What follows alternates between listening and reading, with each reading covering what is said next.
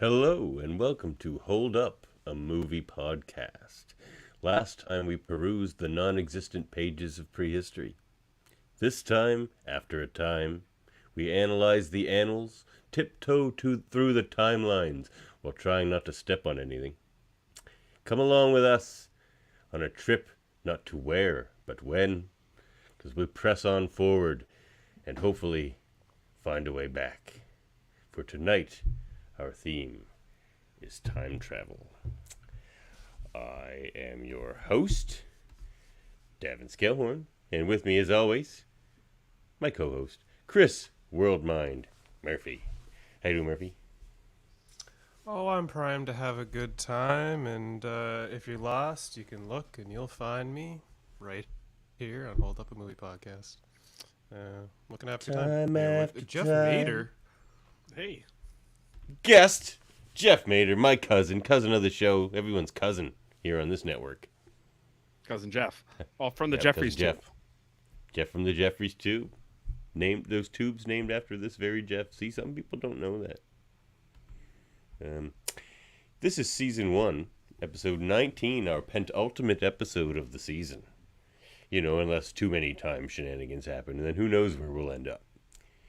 But it's supposed to be our penultimate episode, and it's on time travel, so that's fun. Timey-wimey shenanigans here. Why did you want to get in on timey-wimey shenanigans, Jeff? I always enjoy time travel stories because I always find them to be like great mysteries, and I like mysteries. I'm a big I like Sherlock Holmes stuff, and which is very interesting because Time After Time kind of delves into that a little bit. I like mystery science fiction stories, and especially when like Star Trek did it, and I find some of the best storytelling can be done with time travel. Interesting. Well, we have another segment. You may or may not know this, Jeff.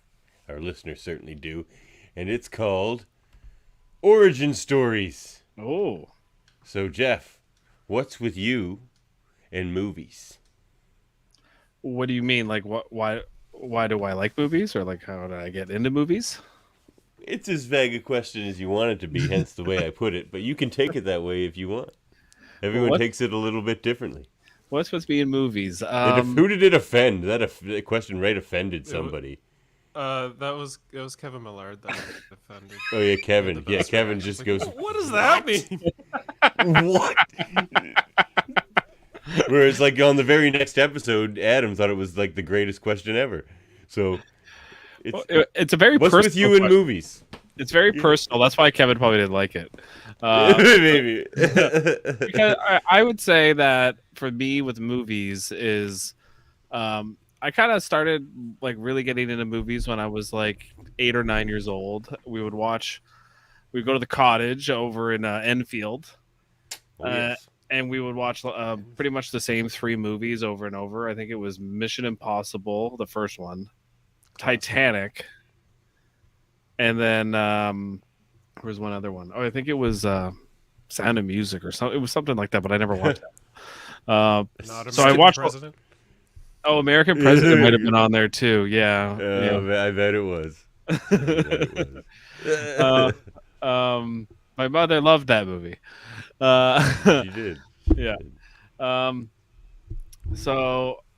then I kind of, because I have 2 older brothers, and I know you were alluding to Dave Mader, my oldest brother. We like to poke at cousin Dave on this show. Cousin Dave. He kind of got me into a lot of these science fiction based style stories, and that's kind of like you asked why I wanted to do time travel, and I think that's kind of the genesis of it. He would show me a lot of the older Star Trek movies. I mean, A Voyage Home is very much a time travel story. Yeah, could have picked that one. That's a good one. Could have picked that one. We already did like a whole recap of that one, so I kind of wanted to pick the movie I picked this time because I remember I watched it actually well after it came out, not at the time when I started watching movies, probably in about 2006 or 7, and I was like, this movie is amazing. We never had it on VHS, but I really loved it, and I think these type of stories are so interesting to rewatch. There's something you can get out of a time travel story each time you watch it, no matter how many times you do. Mm-hmm. So that's kind of what I would say for like why movies with myself. It's that was kind of the genesis for it for me. And then I got into more heady movies and like a Primer, which we're gonna end up talking about. Yeah, yeah. Primer, Nice. like, yeah. Anyway, we'll get into that one. Um, but look, I, on different levels, enjoyed all these movies. So why don't we talk about them? Over in Theater One, we have Time After Time from 1979, starring Malcolm McDowell, Mary Steenburgen, and David Warner. Directed by Nicholas Meyer. Like, what a bunch of Star Trek connections here. We got Soren, Malcolm McDowell. We've got Gul Madred, David Warner. Directed by Nicholas Meyer, who wrote, I believe, and directed Undiscovered Country. Man, this is Star Trek royalty here. You also get some Back to the Future, people. Mary Steenburgen, of course, was in Back to the Future 3 and plays a very similar kind of role, I find, in that movie to this movie as well. Definitely. I liked her in this, and honestly, she never really blows me away. I'm usually like, I see she's in a movie, I don't rush to see it usually because she's always just fine. But I found her quite charming in this. My first introduction to Mary Steenburgen was from the show The Last Man on Earth. That's where I like really resonate with her in my brain. So it's always fun to like go back and watch these films from the past and find her just kind of popping up and looking fabulous as all hell. She looked gorgeous in this film. She did, yep. Yeah. But yeah, no, on the point of Star Trek, like you said, yeah, Nicholas Meyer definitely he did parts of Wrath of Khan, and there's actually a deleted scene in this movie that involved H.G. Wells dealing with a punk listening to loud music on a bus, but they took it out and they ended up using it in Star Trek Voyage Home. Would have Yeah. got it in there too. That's all right. Well, why don't we? But Nicholas Meyer didn't direct Voyage Home. But did he write it? No, he. So let me see. Yeah, he wrote the Voyage Home. He wrote it. That's what he did. Yeah, he ended up writing it. Star Trek royalty, that Nick Meyer. Telling you. Good stuff there. All right. Well, why don't we get into Time After Time? Our first one, H.G. Wells. What a interesting idea for a love story. I mean, I'm usually not big on the romance movies, but this one kept my interest with the time. Like you, I guess you say, Jeff, with they add a little timey-wimey shenanigans, and it kind of adds a bit of mystery and intrigue to an otherwise probably pretty bland plot. Yeah, I think it makes you think of different possibilities and different timelines, and you can imagine kind of whatever you want out of a time travel story. And I kind of like that. I like that idea, and I also am a big history nut. So just to see like a depiction of, like, for instance, here the late 1800s in London, I always enjoy that. And it looks good. I mean, some of the fog is a bit much. Like the fog that's just steaming out of that alley is pretty hilarious. So yeah, the story unfolds in 1983 in London, England, where we find celebrated writer Herbert George H.G. Wells, portrayed by Malcolm McDowell, unveil his remarkable invention, a time machine. I can say that, to a group of incredulous dinner guests with mutton chops. The mutton chops were on full display in this film, and I was just thrilled. So many mutton chop moments from just. That's why we have muttons with Murphy. 5 minutes. Great stuff. Just thorough, bushy, well framed. Even Jack the Ripper had one. Not a big fan of bad guys having mutton chops. I feel like it puts a bad image on mutton chop wares, but it is what it is. So yeah, Wells. Hey man, bad guys always have short hair. What can I say? Well, when everybody in the scene has a mutton chop, one is bound to be a bad guy. It's true. Wells explains the intricate workings of his creation, including its non-return key and the vaporizing equalizer. However, the evening takes an ominous turn when police constables arrive investigating the notorious serial killer Jack the Ripper. And suspicions fall on John Leslie Stevenson, played by Stephen Warren. David Warner. David Warner. Yeah, sorry, David Warner. David Warner. Yeah, a friend of Wells and obviously a surgeon, who just so happens. So the plot thickens, and Stevenson manages to escape using Wells' time machine, catapulting himself into the future. I was a little disappointed with how long it took him to figure out like where he went. It almost took him like the rest of the evening to be like, wait, he took my time machine. It's like, you just showed him this. Like the plot points in this film were loose, but it was like placed together well enough that it was still entertaining and fun. So it's not a big thinker. Like a lot of the science in the first two movies really bother me, and the science in the last movie is just picture perfect. But anyway, you just gotta let it go. It was varying It's a degrees movie of about science. H.G. Wells. Wells, determined to bring Stevenson to justice, embarks on a perilous pursuit through time, leading him to November 5th, 1979. Before he leaves, obviously, he has to gather his jewels and all the things. He basically ransacks his house lady maid thing. I assume she's a housemaid. I don't know. Every period piece seems to have some old woman that just lives in the house for no random reason. They take care of the house. There's a lot of dusting that had to be done back in those days. Housekeeper. Housekeeper. Sherlock Holmes had one. Someone has to keep the fire going, or else the pipes freeze. I mean, you probably don't have pipes, but things freeze. Wait, so how did he did he have to build a new time machine after Ripper? No, it came back. No, because he didn't have the key. It came David back. Warner didn't have the key. Right. Yeah, he had the key in his pocket, and without the key, the machine sort of resets. So much like the film Primer, where they have the autosave feature with the box, the machine resets and goes back to its original starting point.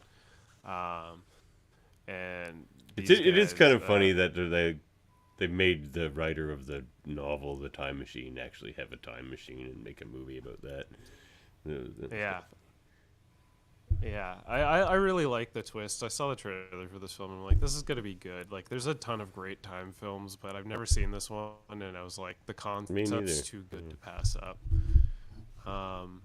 So yeah, H.G. Wells is just like stammering through the museum, just like enamored. It reminded me of the scene actually from Doctor Who, where Van Gogh walks through the museum and he's just like, just enamored that people are looking at his art, although that scene is far more touching than this scene, which was kind of played off in a sort of light comedic way. Most things are in this movie. It doesn't take itself very serious. HG ends up, passing through the city of San Francisco in 1979. He ends up doing a bit of trading of cash as when he eventually clues into the idea that he needs to go to foreign exchanges, and he might get clued on to where Jack the Ripper is gone. He stops in a McDonald's, tastes some fries, and comments, "This is the strangest wood I've ever That's seen." Scottish place, as he calls it. Yeah, that's Scottish place. I went to that Scottish place, and it wasn't very good. Yeah, he mentions how it's like the strangest wood he's ever seen because plastic wasn't invented in his time, and he's used to like ivory and shit. This is when he goes to the jeweler, and the jeweler's like, "You got $6,000 worth," and he's like, "I'll take 4," and he's like, "I can't do that without ID," and then he ends up selling it at a pawn shop for like $400, I think, and just kind of rolls with it. Like, he got gypped so hard for that money. He doesn't care though. He's just like, Why does he need ID to sell it? I don't understand. Because you need ID. In case it's stolen. Yeah. Yeah, they didn't want. He said it's like, I can't take this if it's hot. He's like, what do you mean hot? Yeah, right. It's stolen, right? Yeah. So that's where we're introduced to Mary Steenburgen's character, who is played Amy Robbins. So Wells is interesting twist with that name too. Like that was H.G. Wells' real life wife's name. Yeah, I like the little the tag along at the end of this movie. Anyway, so yeah, Wells gets clued in that Jack the Ripper was through here, and she suggests that he hands the Hyatt Regency or whatever. So this is where we actually get Davan's favorite scene. Also, I forgot to play the trailer, but we're gonna skip that. It's fine.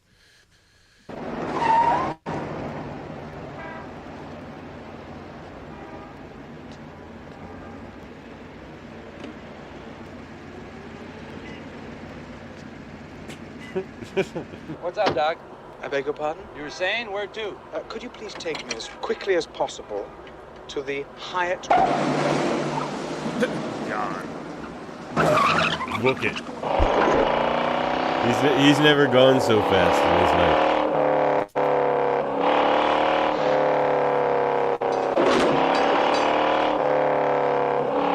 The old video's not keeping up there. There we go.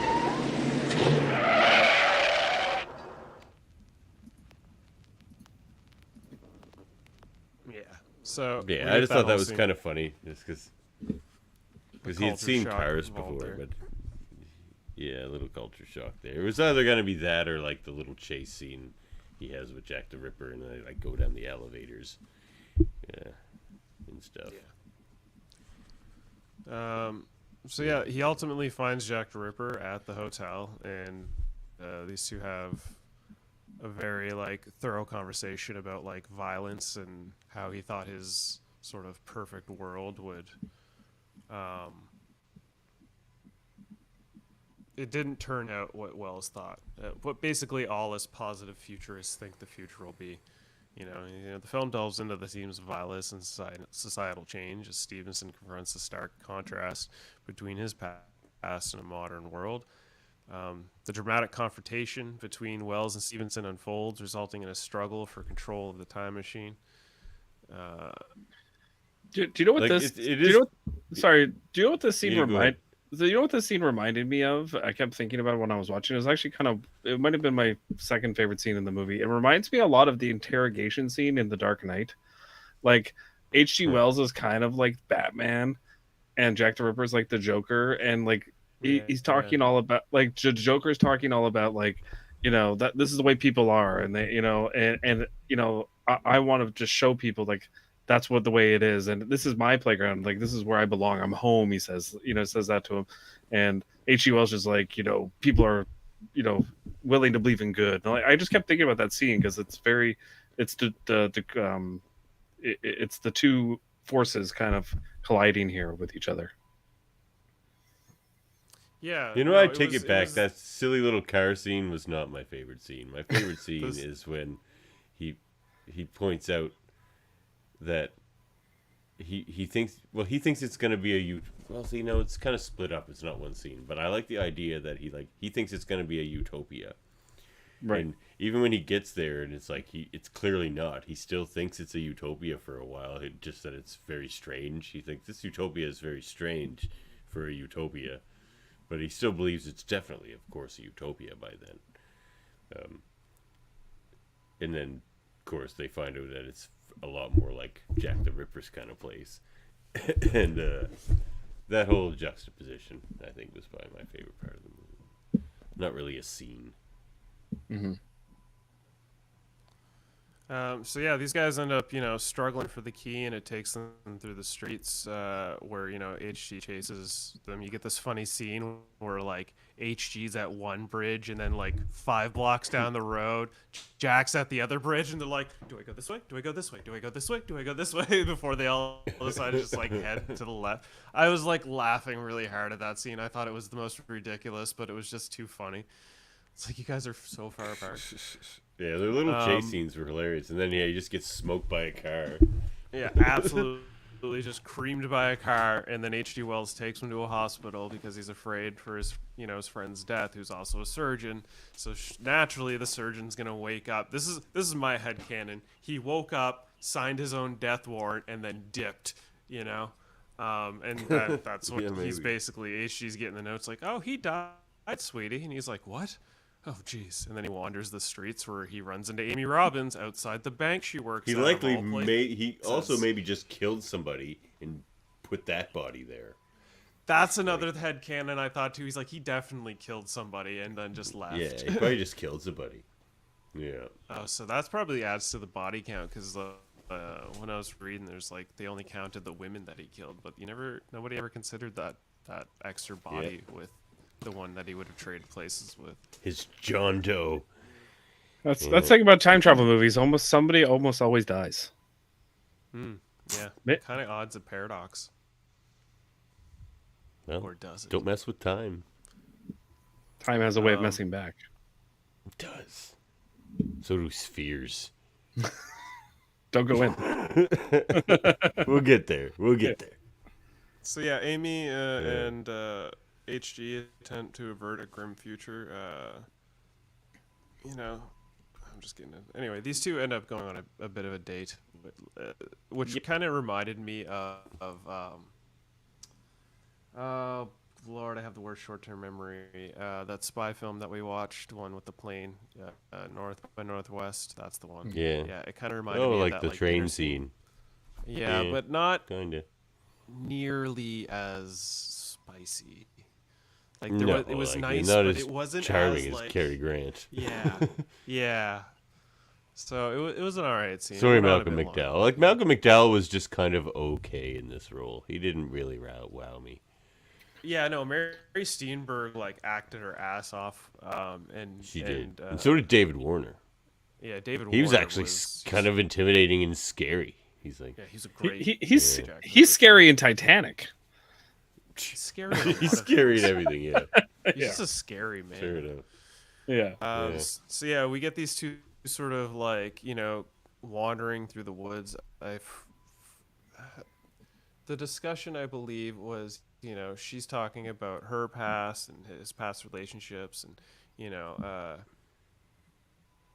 basically this is what led to my favorite scene. A bit of this scene and I think the other one is basically I'm these also two scenes together. divorced for similar reasons. She wanted you to be a housewife? She wanted me to be routine. Oh, To be routine, like that well, one. that is one thing you definitely are not. I don't know what it is. First I thought it was your voice or maybe your clothes. Now I don't know. Maybe it's that kind of little boy lost quality you give off. Brings up my maternal instincts. You're very perceptive. Lost is what I am. That's just what I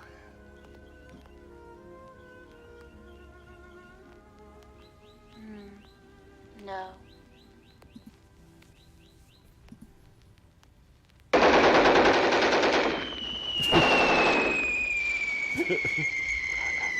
Watching this film. Let's hide behind. Yeah, that part made me laugh too. He's just scared shitless of all the gun sounds and stuff. Yeah. It's only a movie. It's only a movie. Yeah. So I got a question. I think Nick? I don't know if this is true, but I think Nicholas Meyer also wrote some old episodes of TOS. And did he possibly write that episode where everyone calls everyone Herbert? Maybe that guy's just got a really fascination with Herbert. didn't know he wrote any TOS episodes. Maybe. He also And I'm pretty sure it's Nick Meyer.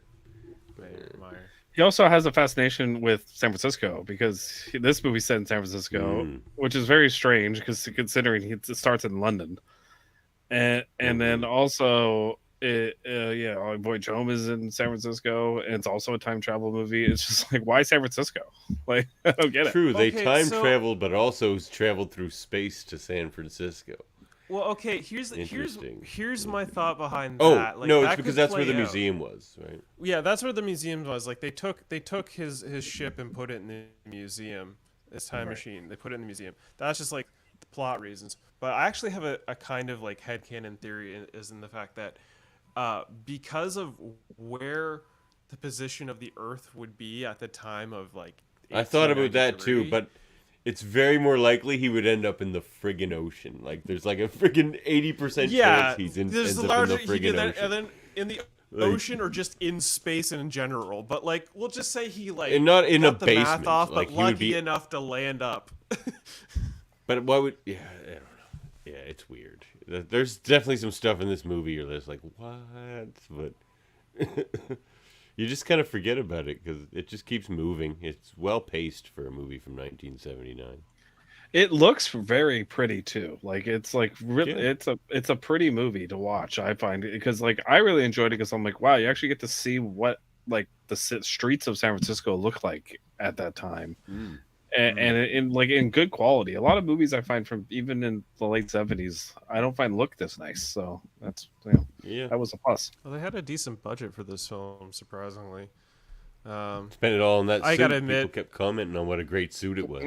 Right. hell of I a gotta suit. admit, watching this was like, Malcolm Awkward. McDowell. I don't think he knows how to kiss well. He's very sloppy and awkward, and it's like, like Worked on her, didn't it? For me.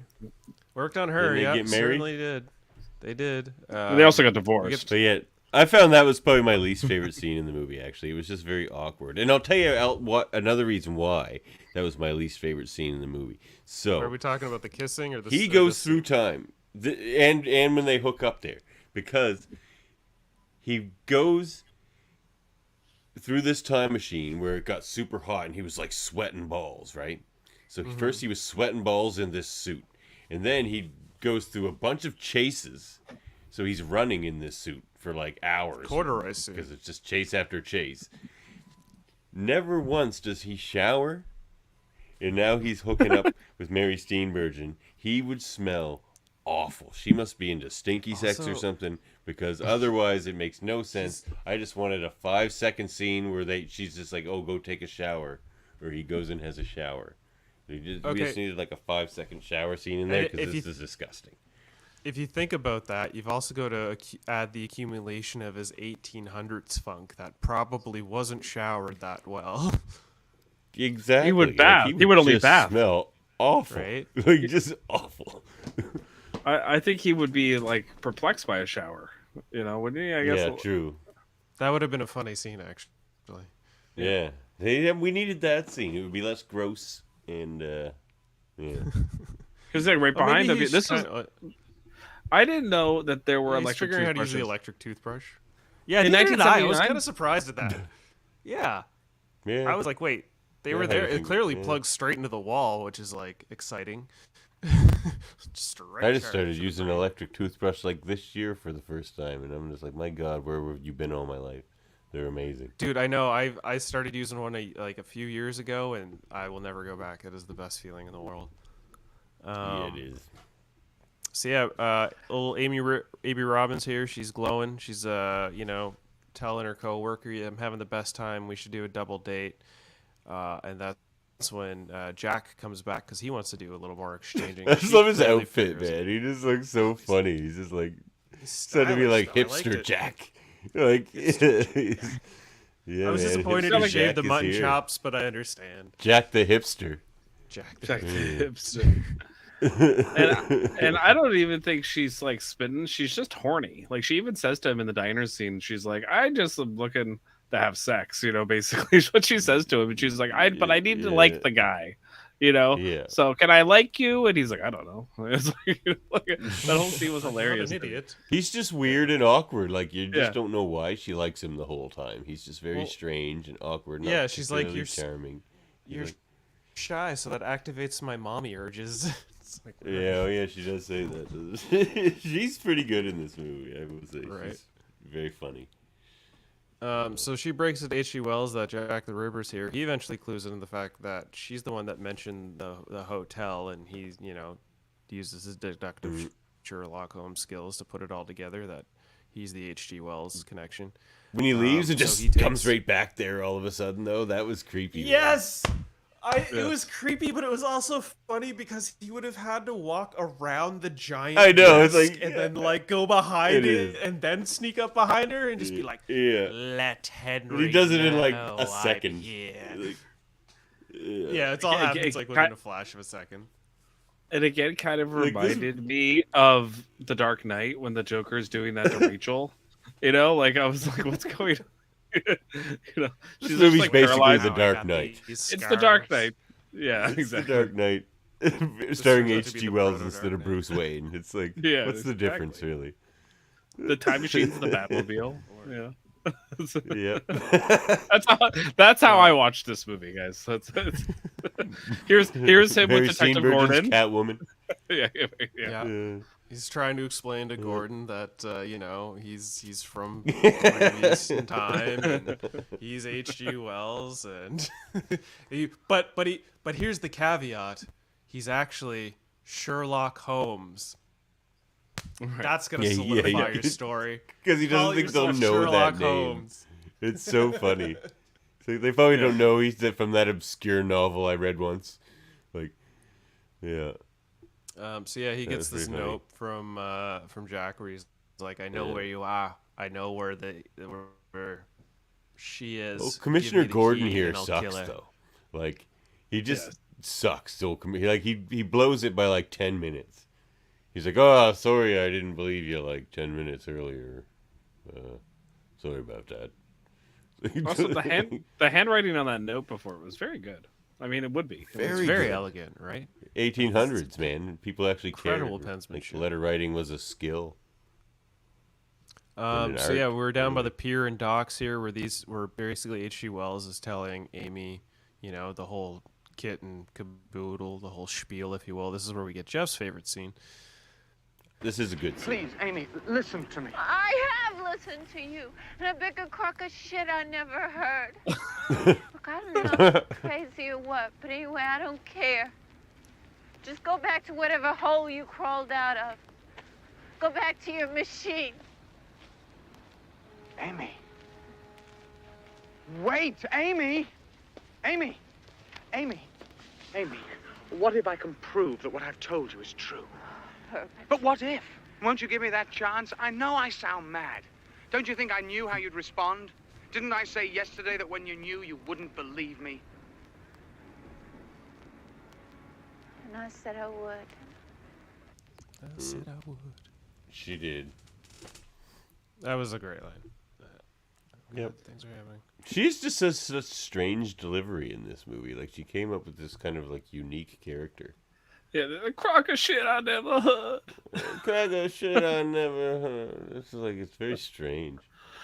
It's like she's so upset she can't even say the words, and so it's very well done. Like, in a way, like it's bold, but it's definitely like I'm sure the director was like, I don't know if I want to make you do that again, but no, it's good. I just remember like a line that like apparently Marina Sirtis or something said like during Picard season 3 when Michael Dorn was doing a scene or something, and she just walks in, she just goes, "Whoo, some heavy acting going on in here."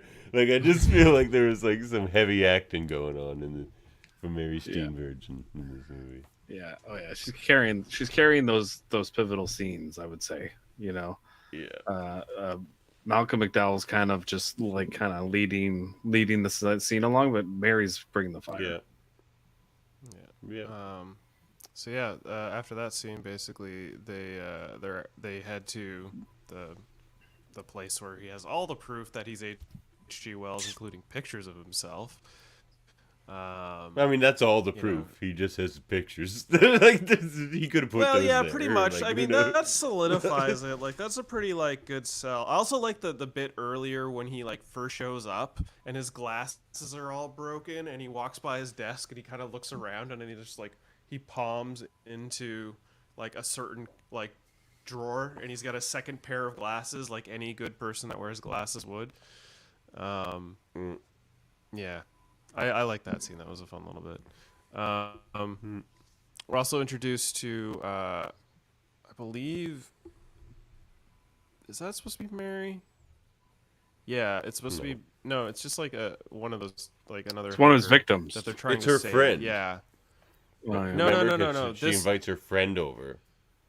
So I think he gets his third victim, and then he gets his fourth victim at a club. Because she starts to understand that he's telling the truth. They're actually gone to time because they went ahead to Saturday or something like that, and she saw a week, yeah. Yeah, so she has a mental breakdown about the fact that time is flexible. And then he starts Especially in figuring this out, movie. Time is very Yeah. flexible in this movie. That's when they Just figure out, ask David oh, Warner's sprinting skills.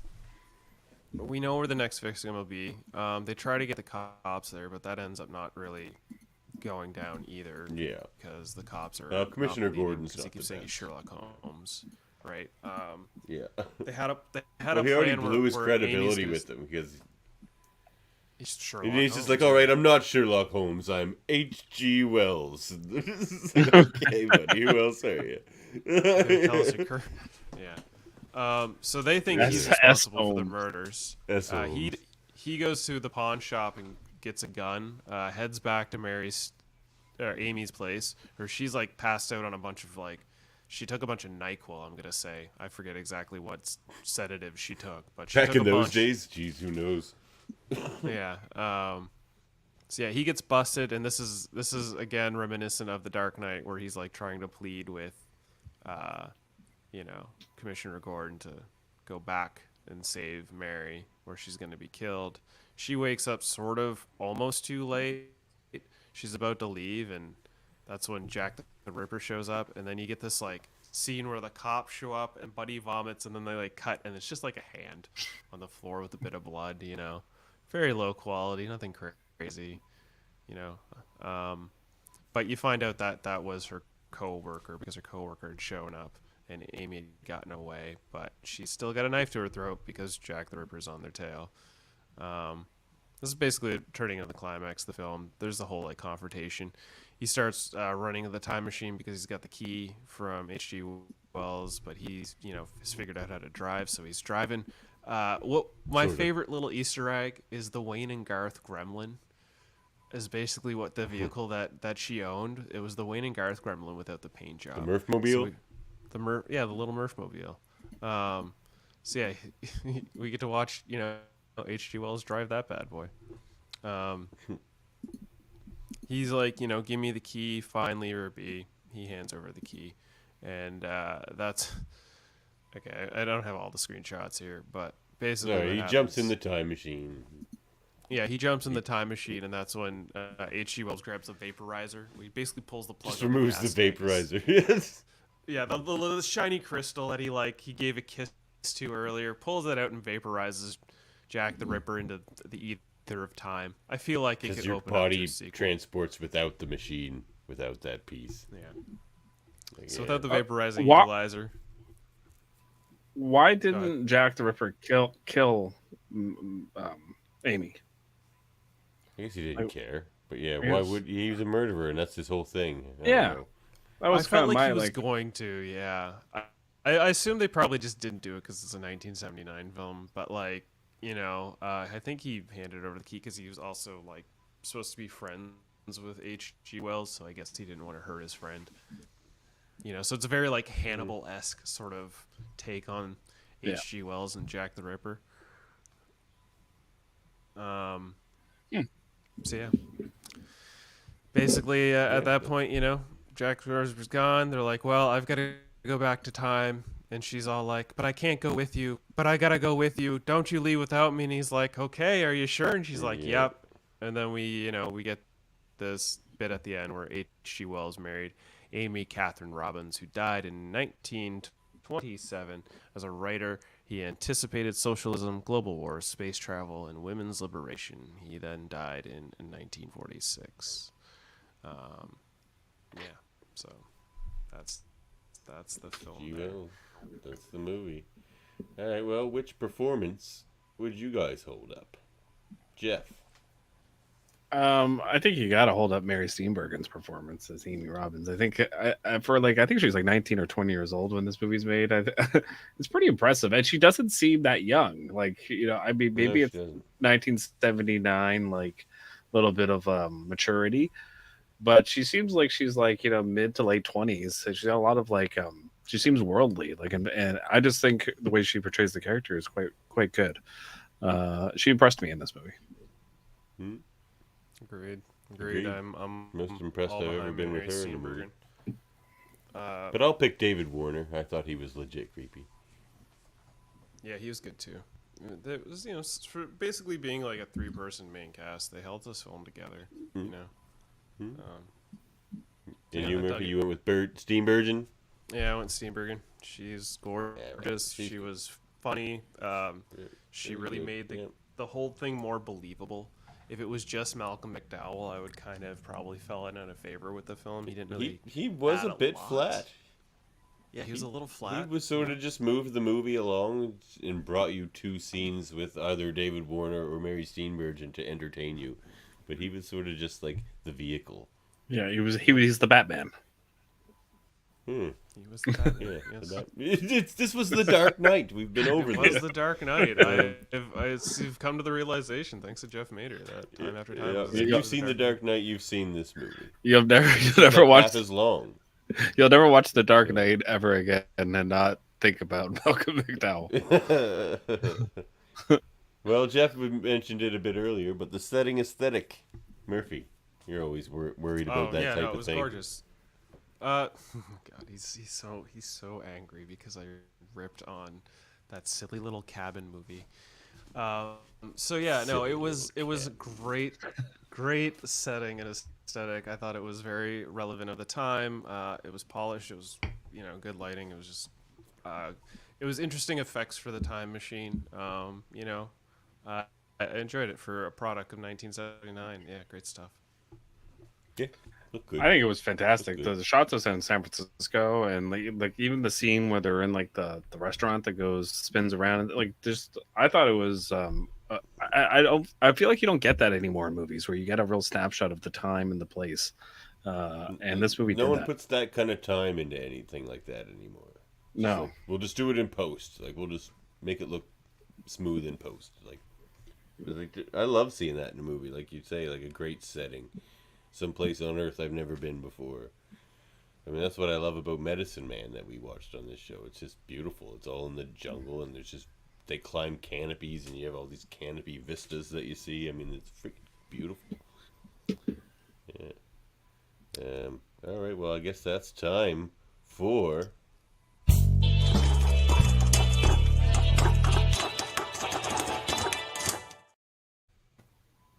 Get some delicious morsels for us, Murphy. Yeah, movie morsels for the film Time After Time from 1979. This was the film debut of Corey Feldman. He was the young kid who. I thought that was him. His mom. Yeah, what was going on? Uncredited though. I probably because I was looking for him in the credits and he was not there. So I'm like, oh, maybe it wasn't him. No, that was definitely Corey Feldman. Crazy. All four of the real H.G. Wells children were still alive at the time of this film's release. Oh. Wells always And refers to his time machine. Sorry, I was gonna say I think his son became a director too. Oh, Or his crazy. grandson. I think Sorry, so. his grandson. His Okay, grandson. that makes sense. Yeah. Wells always refers to his time machine simply as the time machine or the machine. When the machine is first shown, however, the name Argo is visible on the front. This is the name H.G. Wells gave to his machine in the novel that inspired the film. The movie's title inspired Cyndi Lauper's song Time After Time, when in 1983 she browsed through a copy of TV Guide for imaginary song titles. I did not know deleted that. That's scene- amazing. Right? A deleted scene featured Wells meeting a punk who was playing an extremely loud boombox music on a bus in San Francisco. Nicholas Mayer later reused this idea in Star Trek IV, The Voyage Home. Stevenson commits 6 murders over the course of the film, which we have now discovered is actually 7, if you count the John Doe at the hospital. 1 in London in 1893 and 5 in San Francisco in 79. The film itself takes place over a little less than a week from the perspective of H.G. Wells and Stevenson, the historical Jack the Ripper, killed, either both. A total of the 5 women over the course of 11 weeks from August to November in 1888. During chase scenes at the hotel, David Warner is replaced with a stunt double for distant shots because he was still on the mend from 2 broken ankles. In close-up shots, he can be seen running gingerly as not to hurt himself. Also, for scenes where Malcolm McDowell was running through the columns, he is also replaced with a double because of a sprained ankle. So David Warner and Malcolm What's McDowell up with these guys and their ankles? both weak ankles. They got a lot of thin-ankled actors over there in England, don't they? They could do a few squats, maybe a couple toe taps. It makes you wonder how Soren had that fight with Kirk with those bad ankles on the those On rickety the side. on the the cliffs, the rickety thing of the metal bridge he was on. Just sneeze. Sir Patrick hasn't got no weak ankles. I'll tell you that much. No. No, sir. The role of Amy Robbins went to Mary Steenburgen, obviously. However, the studio had wanted Sally Field. Director Nicholas Mayer's first choice was his girlfriend Shelley Hack. She reportedly didn't want to become famous due to her boyfriend's help, but she did accept a small role as a docent at the museum H.G. Wells transports into. The scenic elevator in the Hyatt Regency Hotel is the same elevator used in The Towering Inferno from 1974 and High Anxiety from 1977. Oh, such a good movie, Towering Inferno. Amy Robbins was the name of H.G. Wells' second wife in real life. However, despite the romance of the film, the real-life marriage of H.G. Wells and Amy Robbins was anything but blissful. Wells cheated on his wife repeatedly and was unapologetic about it. In fact, he was so egotistical that he told friends that men ought to be allowed to have as many mistresses as they please, while wives, though Wells said, must be chastised for appearances' sake. Yeah. For appearance, different time, different. It's all appearances, As Jeff mentioned earlier, in this film, Mary Steenburgen played Amy Robbins, a 20th century woman who falls in love with a time traveler from the 9th century. And in Back to the Future Part 2, she played Clara Clayton, a 19th century woman who falls in love with a time traveler from the 20th century. In the theatrical release, when Wells and Amy are out to dinner, he says the food is far superior to that Scottish place I breakfast. She asks what place he says McDonald's, referring to an earlier scene, but apparently the producers didn't have permission to use the name McDonald's in the film, although they still had the sign and the golden arches. They did. So he's obviously heard us saying McDougal's, so they can get past that little bit. Yeah, McDougal's. The Scottish. And then, I mentioned earlier about the plastic. He was mentioning the wood. That's because it was basically what was happening was back in the beginning of the 20th century, because of the amount of ivory that was being used in the production of piano keys and billiard balls, the demand for ivory was outstripping the supply. And as a result, scientists worked to create an artificial replacement, which eventually resulted in the creation of bakelite, the world's first plastic. Cinematography by Paul Lohman, edited by Don Cambrin.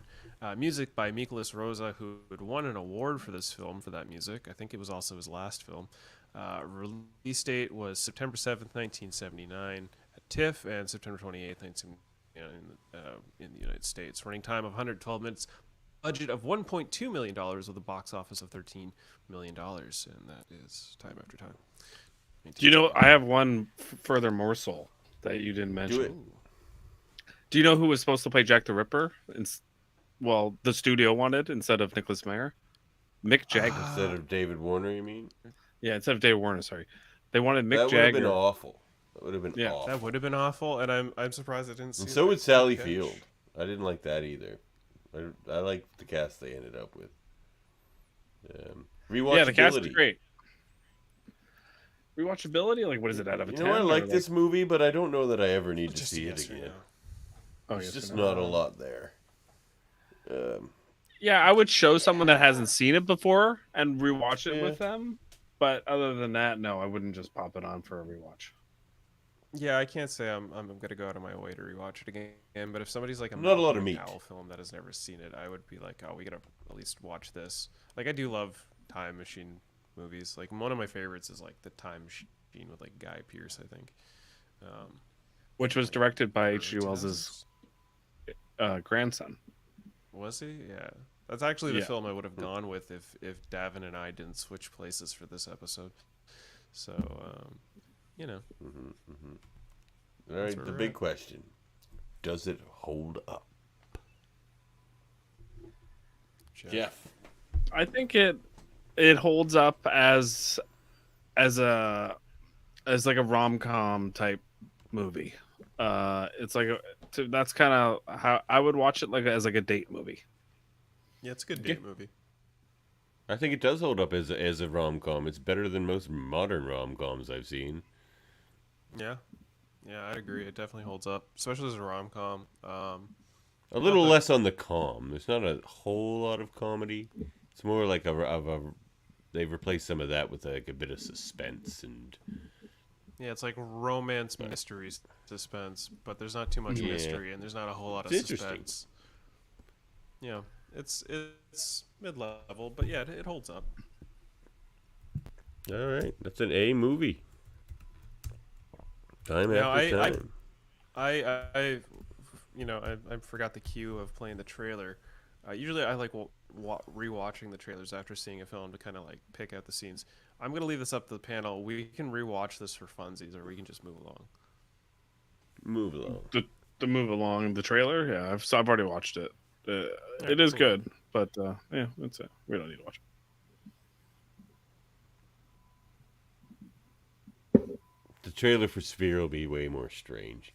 It's like, it's a strange movie.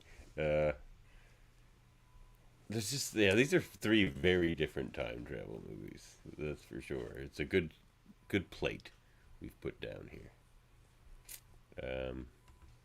Does it hold up? So we'll move on to our next movie. Over to Theater 2. We have Sphere from 1998, starring Dustin Hoffman, Sharon Stone, and Samuel L. Jackson. Directed by Barry Levinson. So, let's hit the trailer this time. Yeah, let's actually remember to do that part.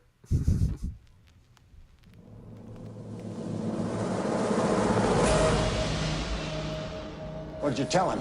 What did I tell him? I told him I was here to see the plane crash. That's my job. Good. There was no plane crash. Spacecraft. But that was a report about a possible encounter with an alien being. He's like, you gotta get me to the survivors within 24 hours. It was recommended in the Goodman Report. We have a biochemist to assess the physiology of the unknown life form. We have a mathematician, because that'll probably be our common language. And we have an astrophysicist to locate its place in the cosmos. Try to relax. So you're saying that you have a fuselage from a spacecraft over a half a mile long that crashed into the ocean 300 years ago and it's completely intact? That's right. And the kicker is, something's still running inside. That's the heart of darkness. We go there. Wouldn't it have been funny if they went in there and the thing There running heat inside coming was off just this the thing, or is it Energizer just Bunny happy to see hanging me? from. Like he's still going and going. Anybody else wonder who the hell opened that door? Energizer Bunny. Could have been an automatic door. Those exist now. It's human. What's in his hand? I don't know. What is it? Smokehouse almonds. It's an American spaceship. In the 8,000 years of recorded history, this is a first. You are now online with an alien intelligence. Its name is Jerry? He's happy. What's with all these spheres in the ocean? What happens if Jerry gets mad?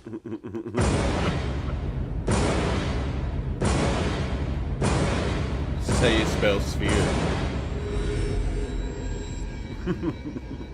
Hey guys, I'm getting a reading on the sonar. You're not alone out there. It's the Energizer Bunny. Anyway, this was a Michael Crichton novel? This was a Michael Crichton novel. That's right. And I had excitement. I was like, oh, this is gonna, like, I love Michael Crichton because, you know, Jurassic doesn't love Jurassic Park. And then I started watching this film and I'm like, man, this guy really has an obsession with elderly doctors and middle-aged women doctors and a snarky humorous doctor all being let in by like an old, like, I was like, the first 15 minutes of this movie is basically the setup to Jurassic Park. Yeah, these are the same characters. Yeah, it's the same characters. These are Exactly. the same characters from Jurassic Park. Samuel L. Jackson is Jeff Goldblum. Exactly, yeah. Yeah, exactly. Laura Dern is Sharon Stone. See, the same stuff. Holds together. It's Sam Like Neill, with, Dustin Hoffman. Yeah, you got Queen Latifah playing the role Yeah, of Samuel L. exactly. Jackson. Yeah, exactly. Right. Yeah, that's what's funny. It's and all that there. Guy and the guy, who's like the head guy down on the station. That's Hammond. So it's like it's all the same characters. Yeah. Yep. Yep. Michael Crichton. Definitely a Michael Crichton. Look, I like this movie better than like most people, I think, because I noticed after the fact that it has like a 13% on Rotten Tomatoes. It is not So like people seem to hate this movie. Yeah. I Yeah. thought it was fine.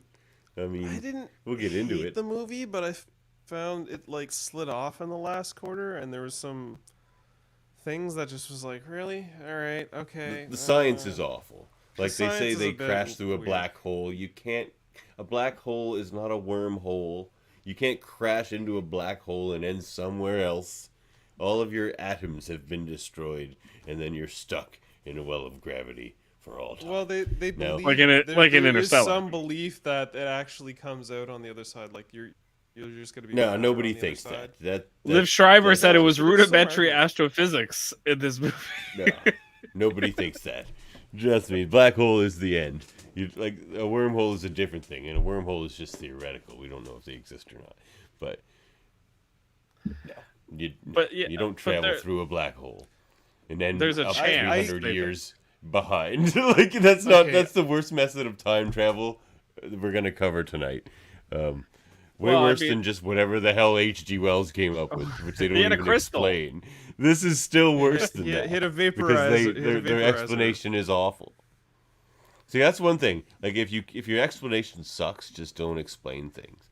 Like that movie of Jordan Peele's I found Get Out. sucked when he started to try to explain things. No, I liked Get Out a lot. The one after that. With I like didn't the see that one. people that knock inside like this. You never saw that one? No. Did you ever see that one, Murphy? No, I haven't seen any Jordan Peele movies. What? Man, Yeah, they're good. I want to see the one. I do want to see. Was it? Can't Nope believe or you haven't whatever? seen Get Out. Get Out is awesome. Yeah, I hear good things about Get Out. I haven't watched it. I've been Yeah, told to watch watch Get it Out. several It's a times. I want to watch the one great that's got movie. like aliens in it or whatever. The newest one. It's okay. It's like, I like- half the movie Get Out is. Okay, we're talking about another film today. All right, Yeah. Let's Back to yeah, Sphere. Sphere.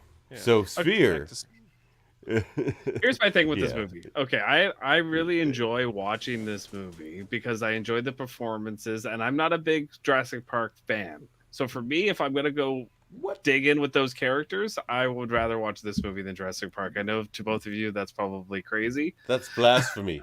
Blasphemy. I don't think I'm it's not a- just Jurassic Park's both one of the us. best movies ever. I feel like the majority of society would think you're crazy for having that thought. That's fine. That's fine. I'm not a big Jurassic Park fan. I just don't like. I can watch the movie. I'm not a. It came out at the wrong time for me as well, and I go back and I watch it, and it's not for me. It was I'd rather watch life-changing this for movie. me. It came out at the perfect time. I was Perfect time. like Yeah. 10. I was like 10. Yeah. It was like dinosaurs and like, oh my god. And Yeah. witty dialogue. But I do agree that the characters are very, very similar. For this, Oh, yeah. reason why I like this movie is that I enjoy the mystery and like the scientists try to figure out what's going on. How did this happen? What do we do next? What is the logic behind the time travel aspect of it? And the so weird things that they see. Like yeah, the weird things they see jellyfish and like Yeah, it takes a And- weird and trying left to figure it turn out. with the manifestation stuff. yes, it definitely does. And then I agree with you that the final like third of the movie was not executed properly. But everything up to that point, I really, really, really love. And then, yeah, I don't think they stuck the landing. I think that there was some problems in production, and we'll probably get to that in morsels. But for me, I really enjoyed Dustin Hoffman in this movie. I love his performance. Sharon Stone, not so much. I find her just to be kind of one note, the bitchy kind of ex-girlfriend that hates, that hates her therapist and her boyfriend.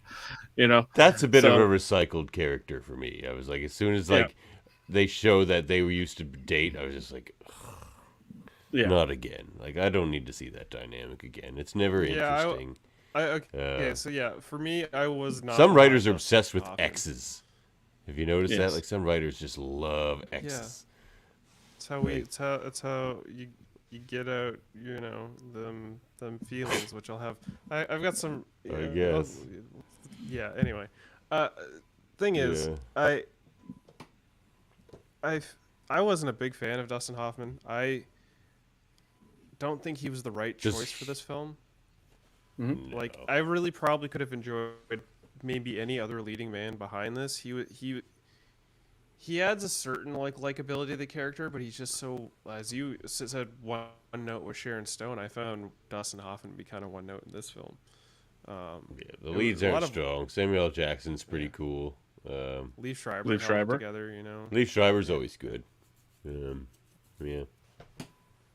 Queen Latifah's fine, I guess. I don't know. I don't see. It's funny you say you love the performances in this movie, Jeff, because they're not the strongest from where I'm sitting. I think that they're good up until the final part of the movie. I think that I don't think it's the actors' faults. I feel like the movie wasn't executed properly at the end. And even Dustin Hoffman says that.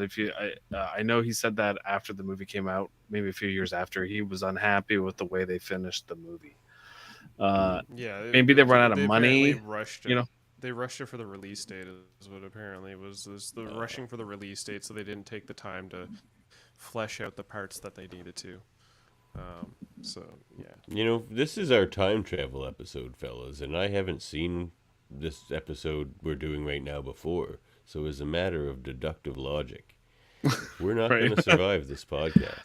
Well, I was wondering if either of you were going to be like, how is this a time travel movie? Because a lot of people said that to me. They're like, that's not a time travel. Cousin Dave was very much like, like, that's not a time travel movie. That's at the bottom of the ocean, right? He's like, barely a time travel movie. The time travel is just like the device that puts the ship under the ocean. That's right. It's the whole reason they're there. Through a black hole, traveling through their black hole to get into the ocean 300 years in the past, and then the time stuff doesn't matter. Let's travel through a black hole and break this down and get into the parts and come full circle. The black hole might be the third act. We could call that a black hole. So that's fair, yeah. This story begins with Dr. Norman Goodman, played by Dustin Hoffman, a psychiatrist known for handling crash survivors. He's being flown. Can we call him Dr. Grant for the rest of this? Yeah, we'll call him Dr. Grant. Call him Dr. Grant. All right. So yeah, he's being summoned to a site where he believes there's a bunch of plane crash survivors in the middle of the ocean, and he needs to get there right away because the first 24 hours is super important. And he thinks it's a plane crash, but he swiftly discovers that it's not a plane crash. They think they found an alien spaceship under the water, and based off of his written notes earlier, they've assembled him in this team of crackpot scientists where we have because they think it's made out of metals they haven't seen before. They're like, it's not made out of material we're unfamiliar with, so it must be aliens. That's their so we've got astrophysicist Dr. Ted Fielding, played by Liev Schreiber, biochemicist Dr. Beth Halpern, played by Sharon Stone, and then we have Samuel L. Jackson's character, who Harry. What's his name again? He's the Harry, mathematician. Dr. Harry Adams. Yeah, he's the mathematician. These guys are all gathered together to check out this ship that has like a century's worth of coral growth on it, and they need to figure out, how did this super advanced spaceship get there? They go through their whole medical test and examinations and receive dive briefing from their instructor, who's played by James Pickens Jr. And then they proceed to take a submersible, which this leads to my favorite scene. Your mic's crackling a little there, Murphy. Maybe you're just a little too close or something, but you're getting some crackling. I might be a little too close. My bad. These guys head down to a submersible, and this leads to my favorite scene.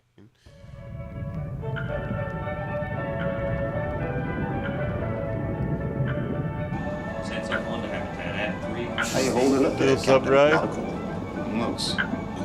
Unknown symbols. I hope it's not made out of carbon fiber. I had a few thoughts about that, especially when they said they were in the river, under the ocean, in the ocean, Yeah. under the river, in the ocean. Yeah. Those things do exist. There's lakes under the ocean. So if you didn't hear that, because Davan probably talked over it, they were saying he's loose, I'm loose, and then the thing starts shaking, and he's like, oh, I'm tight. I laughed. I thought that was a Tight. good line. Yeah, he's good in this. Nobody wants to be there as soon as they find out it's aliens. They're all like, "Oh shit, aliens! What? We don't want to be here." And Leaf Schreiber's the only one who's just like, "Shit, yeah, it's aliens. You guys don't want to meet aliens? It's awesome." Yeah. You could say that you could say after he gets killed, the movie really goes downhill. Yeah, it's true. Kinda. It's true. I was kind of hoping that whole kill scene was just like some manifestation or just like a dream or something. But no, Yeah, because the other two are so bland. And Samuel L. Jackson's character is asleep for most of it, or at least for a lot of it. He was shooting Jackie Brown. That's why he was asleep. Oh, really? Yeah. Oh, Yeah, Jackie Brown's a way better movie than this. Jackie Brown's one of my favorites. So yeah, we get this little scene where they're like sucking on helium, and it's revealed that this entire atmosphere of this undersubmersible is helium because of the gases to like alleviate the pressure. Which is like, okay, how did this whole thing not become a Hindenburg when they had a fire later on in the film? It just that bugged me.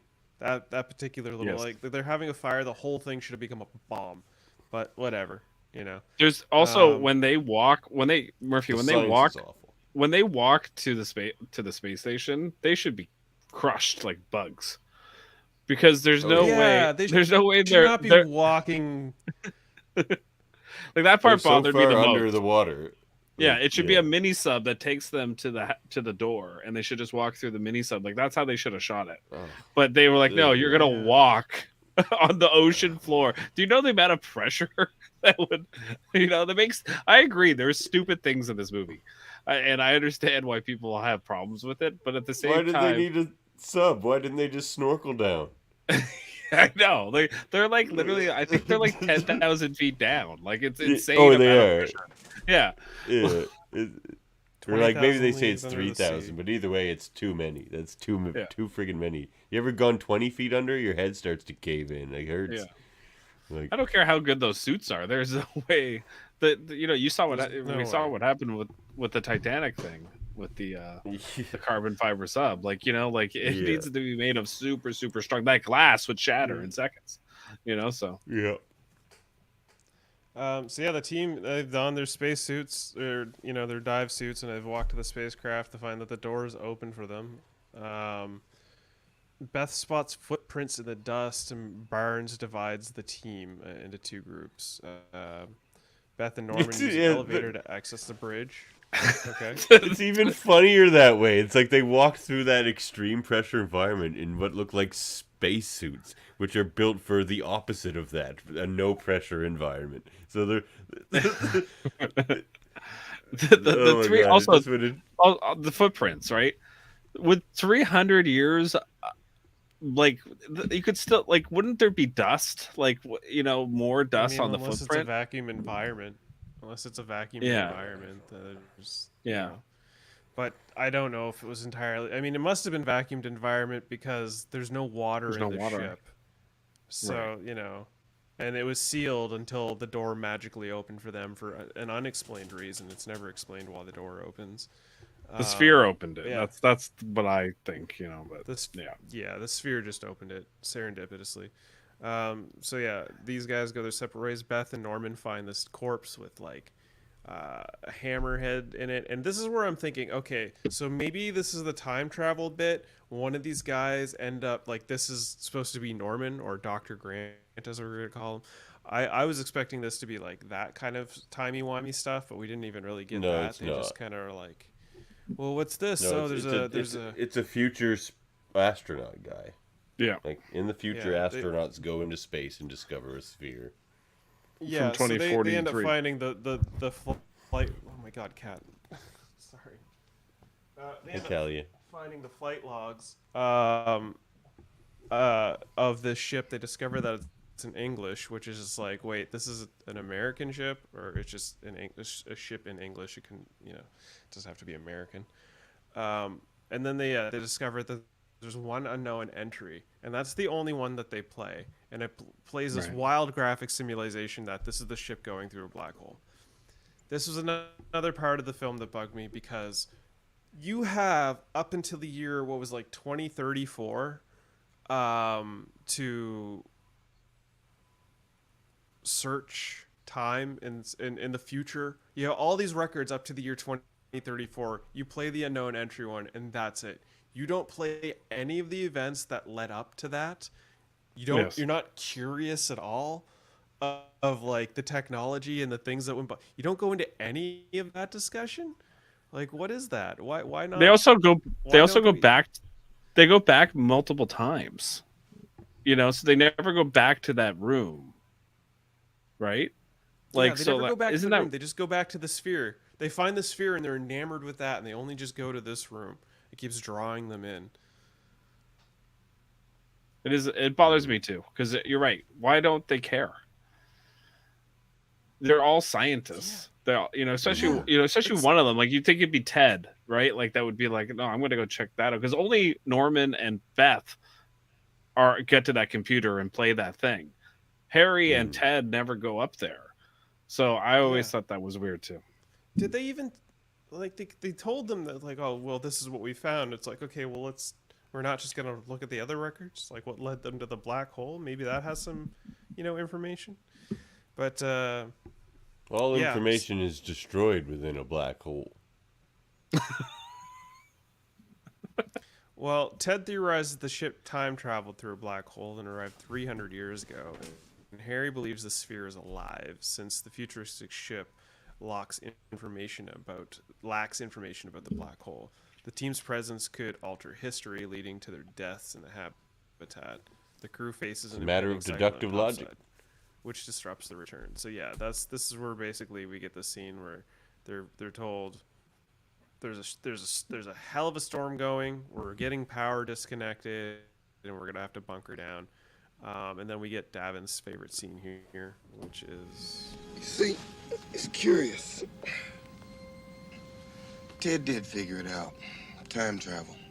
And when we get back, we're going to tell everyone how it's possible, how it's done, what the dangers are. But then why 50 years in the future, when this spacecraft encounters a black hole, does the computer call it an unknown entry event? Why don't they know? If they don't know, it means we never told anyone. And if we never told anyone, it means we never made it back. Hence, we die down here. Just as a matter of deductive logic, Norm. It's the only line in this movie that feels like it's from a time travel movie. Yeah, that solidifies it as a time travel movie, honestly. Like, that line is like what solidifies it, because, you get the later story arc where they explain what happens. We'll get to that, but like the rest of it, it's basically just, what's that movie? It's kind of like a horror movie after that. Under the little, but yeah, it becomes a horror movie after this bit, because we start getting the scenes where like Queen Latifah needs to go reset the sub. One of those deep sea horror movies. Like, yeah, she ends up. Well, okay, so Harry gets obsessed with the sphere, and he goes to check it out out of curiosity. Which everyone's like, what are you doing? And then he just disappears because his reflection is sucked up in the sphere. So Norman goes after him, which he also gets sucked up into the sphere. And then they come back to the ship, and they're like freaking out. Queen Latifah has to go to the submersible, which is like an emergency sub. If anything goes, it just goes to the north with all the data, and it resets every 12 hours. So she ends up walking to go reset that, which she does. And on her way out, that's when she's attacked by jellyfish. We start getting these codes on the wall, and all these manifestations happen. I don't know if I actually got the screenshot of her in the jellyfish. Yeah, I think this is super aggressive jellyfish. Yeah, the whole scene where she's just super swarmed by jellyfish. I was like, okay, no. Like, the stingers wouldn't just sting through her suit. That's supposed to protect her from that depth of water. No. It She would should be if- crushed. Make a point not to think too hard in the making of this movie. She should be crushed by the pressure of the water. So, Yeah, maybe if the Jellyfish can go down there. was Humans? filled with No. jellyfish. I don't know. It was an interesting choice. They basically did what they did with Samuel L. Jackson's character in Jurassic Park. Killed off the comms guy. Surprisingly, a shark didn't. No, that's more like a Dennis Nedrying. That's more like getting shot in the face with the goop from the Dilophosaurus. You remember in the rain? That's more like that kind of kill. So yeah, Beth confirms the jellyfish is abnormal, and questions arise about her mental state. Harry wakes from a coma feeling euphoric, referencing leaving and never returning. Despite Fletcher's death, he remains calm and reacts strongly to the calamari. They try to feed him calamari, and he just like freaks out because he is not a fan of squid, because he's terrified by the book 20,000 Leagues Under the Sea, which like plays into the whole thing. They eventually decrypt the whole like mathematical code, and they end up getting in communication with the sphere that's named Jerry, as we saw in the trailer. Okay, and my biggest problem with the science of this movie is the mathematical code, and we'll get to it when you explain the Harry Jerry of it all. But that part bothers me. So I think is this the? It's a little hard to tell. I can't tell what's going on. Yeah. Norman and Ted dispute over Ted's jealousy of Harry, and I don't even really remember that bit, but Edmund brings them to the communication center where their computers behave strangely, and Harry deciphers the binary code and decrypts a message from Jerry, an entity that exhibits emotions. The situation intensifies as they hear noise outside and discover Edmund's mutilated body. As they investigate, they encounter strange egg shapes with a large entity approaching. They're being attacked by eggs now. It's a really interesting choice. Yeah, when it comes to the Harry and Jerry of it all, I forgot about that. One of the most scene. annoying scenes for me. Okay, I forgot about the whole egg He's like, scene. stop I'm not calling gonna me lie. Jerry, and then he just proceeds to keep calling him Jerry. He's like, well, Jerry, what do you want me to call you then, Jerry? If you don't like Jerry, what should we call you then, Jerry? Just like, you could say those sentences without Jerry. He just told you to stop calling him Jerry, and you just insist on doing it over and over again. Like, it's so annoying. Very clunky. That's the Dustin Hoffman style of acting, repeating what you're trying to say. That's you know. Yeah, That's why I definitely don't his really style of enjoy it. acting. But yeah, I forgot about the whole egg scene, about the giant eggs that were falling down, and it was just like some giant squid just shitting eggs all over the submersible. And it's like, okay, that's pretty weird. Like, it's getting closer. So yeah, Norman contacts Jerry, who can hear them directly as Norman asks to communicate privately. Jerry grows petulant, and a colossal squid approaches the habitat. Jerry threatens them before a sudden fire breaks out, which they should have blown up in a bomb, in my opinion, because of the helium atmosphere. During the chaos, Ted sustains a fatal injury. Helium's not combustible. Or they wouldn't put it in kids' balloons. Well, and they said the reason why they are not breathing oxygen is because it's toxic at over 2.3%, which is what they would need to breathe down there or something like that. So that's why they're breathing helium. So yeah, basically, through the chaos, we lose Barnes and Liev Schreiber's character. He gets blasted in the face with a bunch of fire. He dies a really horrible death. Like he kind of gets barbecued. He's getting crushed to death. Yeah, he's getting crushed to death, and he just gets a blowtorch to the face, and he screams until he can't anymore. Yep, kind of awful. So yeah, I mean, Norman and Harry kind of kill everybody when you think about it, because they go into this, they go into the sphere, especially Harry, and they kind of ruin it for everybody. Like and Harry should have known better. That was the part that is kind of annoying. True. So yeah, a lot of annoying. The more we talk about this movie, the worse it's getting. You know what's funny is, do you guys ever have a movie where you're like, this makes no sense, but I love this movie, or I like this movie. Like, it's bad, or it's like most people don't like it, but you like it. That's this movie for me. Yeah. It's a Me and guilty Murphy pleasure. run into those discussions on this podcast often. So yeah, this is where we basically get Davin's part or not Davin, this is Jeff's favorite part. Beth ventures into the spaceship under the guise of searching for food and creating distrust among the survivors. Beth plants mines around the spaceship, and Norman deciphers a message from Jerry, realizing that Jerry is actually Harry.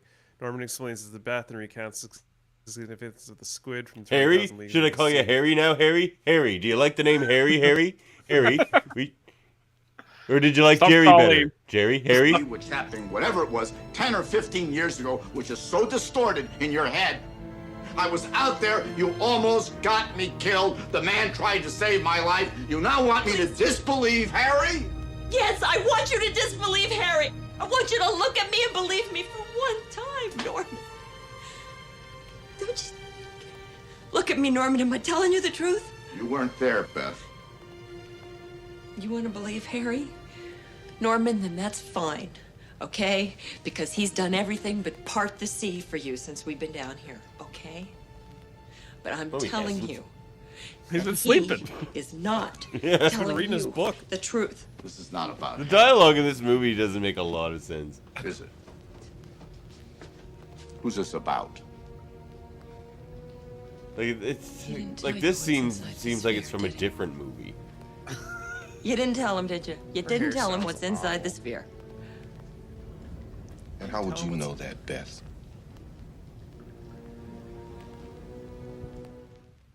How would you know that, Beth?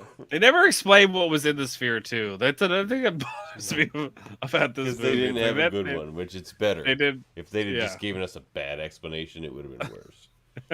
I'll take the mystery over. There's a bad little man in explanation. there. It's the guy from the Matrix. It's the architect. That's Belt It's is it's just a mouse running on a wheel. yeah. The galaxy is on Orion's belt. Yeah. So yeah, we get Maybe there's a scene black where- hole in there. Maybe. Norman eventually figures out that Jerry is not Jerry and is in fact Harry, and that's when the shit just starts unraveling. Jerry's Harry. Jerry. Jerry is Harry. Harry. Yeah, it's a hairy situation with Jerry, Harry, Derry, and Sharon Stone. They start getting crazier. Everyone's dead. They're waiting for the storm to pass, which eventually it does. Oh God, there's so many screenshots. Let's just jump a few. Anyway, yeah, Beth and Harry receive a signal from the surface indicating a sub will arrive in 6 hours, and tensions escalate as Norman is attacked by sea snakes, prompting Beth to save him without emotion. She acts so like cold all of a sudden. She confines him to a lab, ordering him to sedate himself. When he refuses, she floods the lab, and Norman escapes via the airlock. And I guess that's like that whole scene where, we were getting him like freaking out. Oh yeah, they've gotten to the right. So they decide they need to leave because like I think the facility is gonna explode. Yeah, that's right. They realize she set up bombs, so they need to leave before it explodes.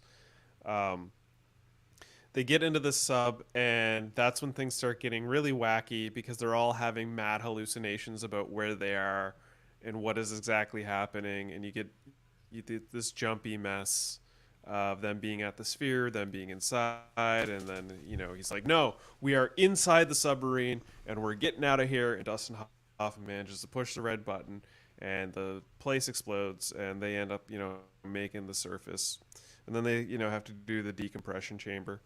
And that's where we get the scene where it's like we're not dead, so obviously if we're not dead, then we don't tell anybody. But how do we not tell anybody?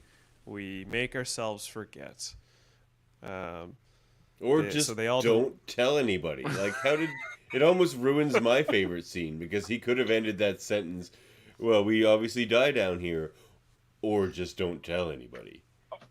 Or what when the thing blows up and the explosion pushes them up to the surface or whatever, they just die, and then that's the end of the movie. You know what I mean? That's Like the end of the movie. that- Yeah. yeah, like that would have been a good ending too. You know, like I might have could been have bought better. that. You know, it might have been better because everyone would have walked out of that theater went, yeah, they deserve to die. It was, you know, like, A matter of deductive logic. none of them were were redeemable. That's So funny. yeah, Harry proposes they all collectively forget, and they use their powers to do so, which activates the sphere to go flying out of the ocean and disappear off into space, leaving people wondering what the hell that was. And that's the end of the movie. Yep. And you the know what? audience wondering what the hell that movie was. Yes. I chose this movie because I've showed it to like Dave, I showed it to Amanda, and everyone always kind of comes away with the same general reaction. And I wanted to see what your two reactions would be. And it's usually the same. It's usually like, huh? Like I don't get it. Why is this movie? You know, it's kind of usually people's reaction to it, and that's kind of what I love about it. Is that everyone's always perplexed by it. They're like, "What? Well, I don't get it." You know, it's like, what, I don't feel like understand. studios just get to the end of the year and have like $40 million left lying around, and they're like, let's just make another Michael Crichton. Yeah, Doesn't- they're doesn't like, he did matter. really good at Jurassic Park. This should be successful. It's Jurassic Park underwater. It's going to make us millions. Yes, what a wonderful idea. Wow, wow, wow. It's fine, true. Yeah. That's how I was pitched. Okay. I'm gonna take a which line performance? from. I was gonna say I'm gonna take a line from a friend of the show, Michael Henry. This was a movie of all time. And I would say the best performance that held up in this movie of all time was Samuel L. Jackson's. Also, probably Liev Schreiber. You know, actually, no, Liev Schreiber. I'm giving it to Liev Schreiber over Samuel Jackson because he was asleep half the time. Jeff? My favorite performance in the movie is I probably give it to Dustin Hoffman. I know you guys probably think that's crazy, but I enjoy Dustin Hoffman in this movie. Okay. And I don't always. I'll give it to Samuel L. Jackson because he did sleep through half of this movie, and I feel like that was meta because probably so did the audience.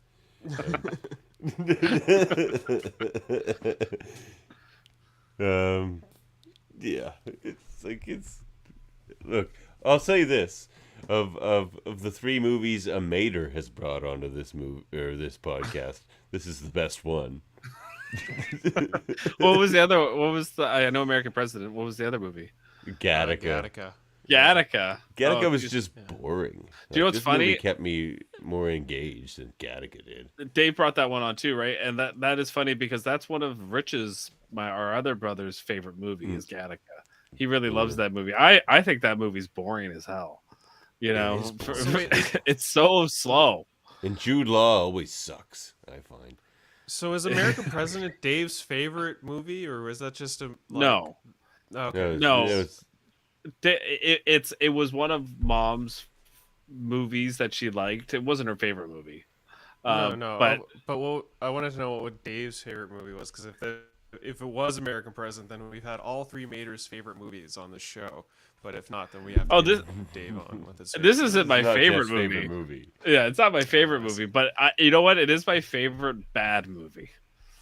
Fair enough. Yeah, that qualifies. All right. The setting aesthetic. So what is that, like It's A, like- B, or? No, It's it's just just like in general thoughts. It was a General bit thoughts? gray and a bit drab. Like this.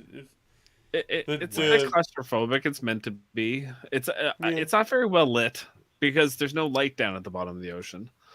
You know, so it should be Yeah, pitch apparently dark. Sharon Stone was talking to the cinematographer of the film, and she was all like, "Don't shoot me from hard light. Don't shoot me from underneath. I want to look glamorous." And he just laughed at her face and was like, "This is a film underwater where there's no light, so screw your glamorous. It's gonna be what it is."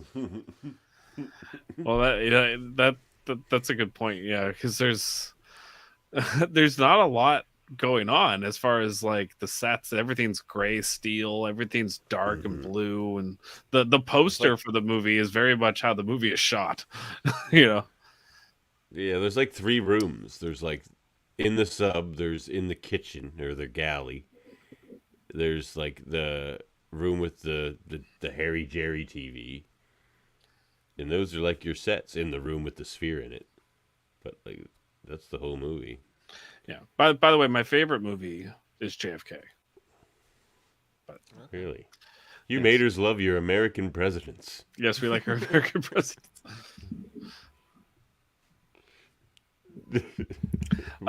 Trust me, we are related. We are related. We're just very different. All right, well, let's get to some delicious morsels.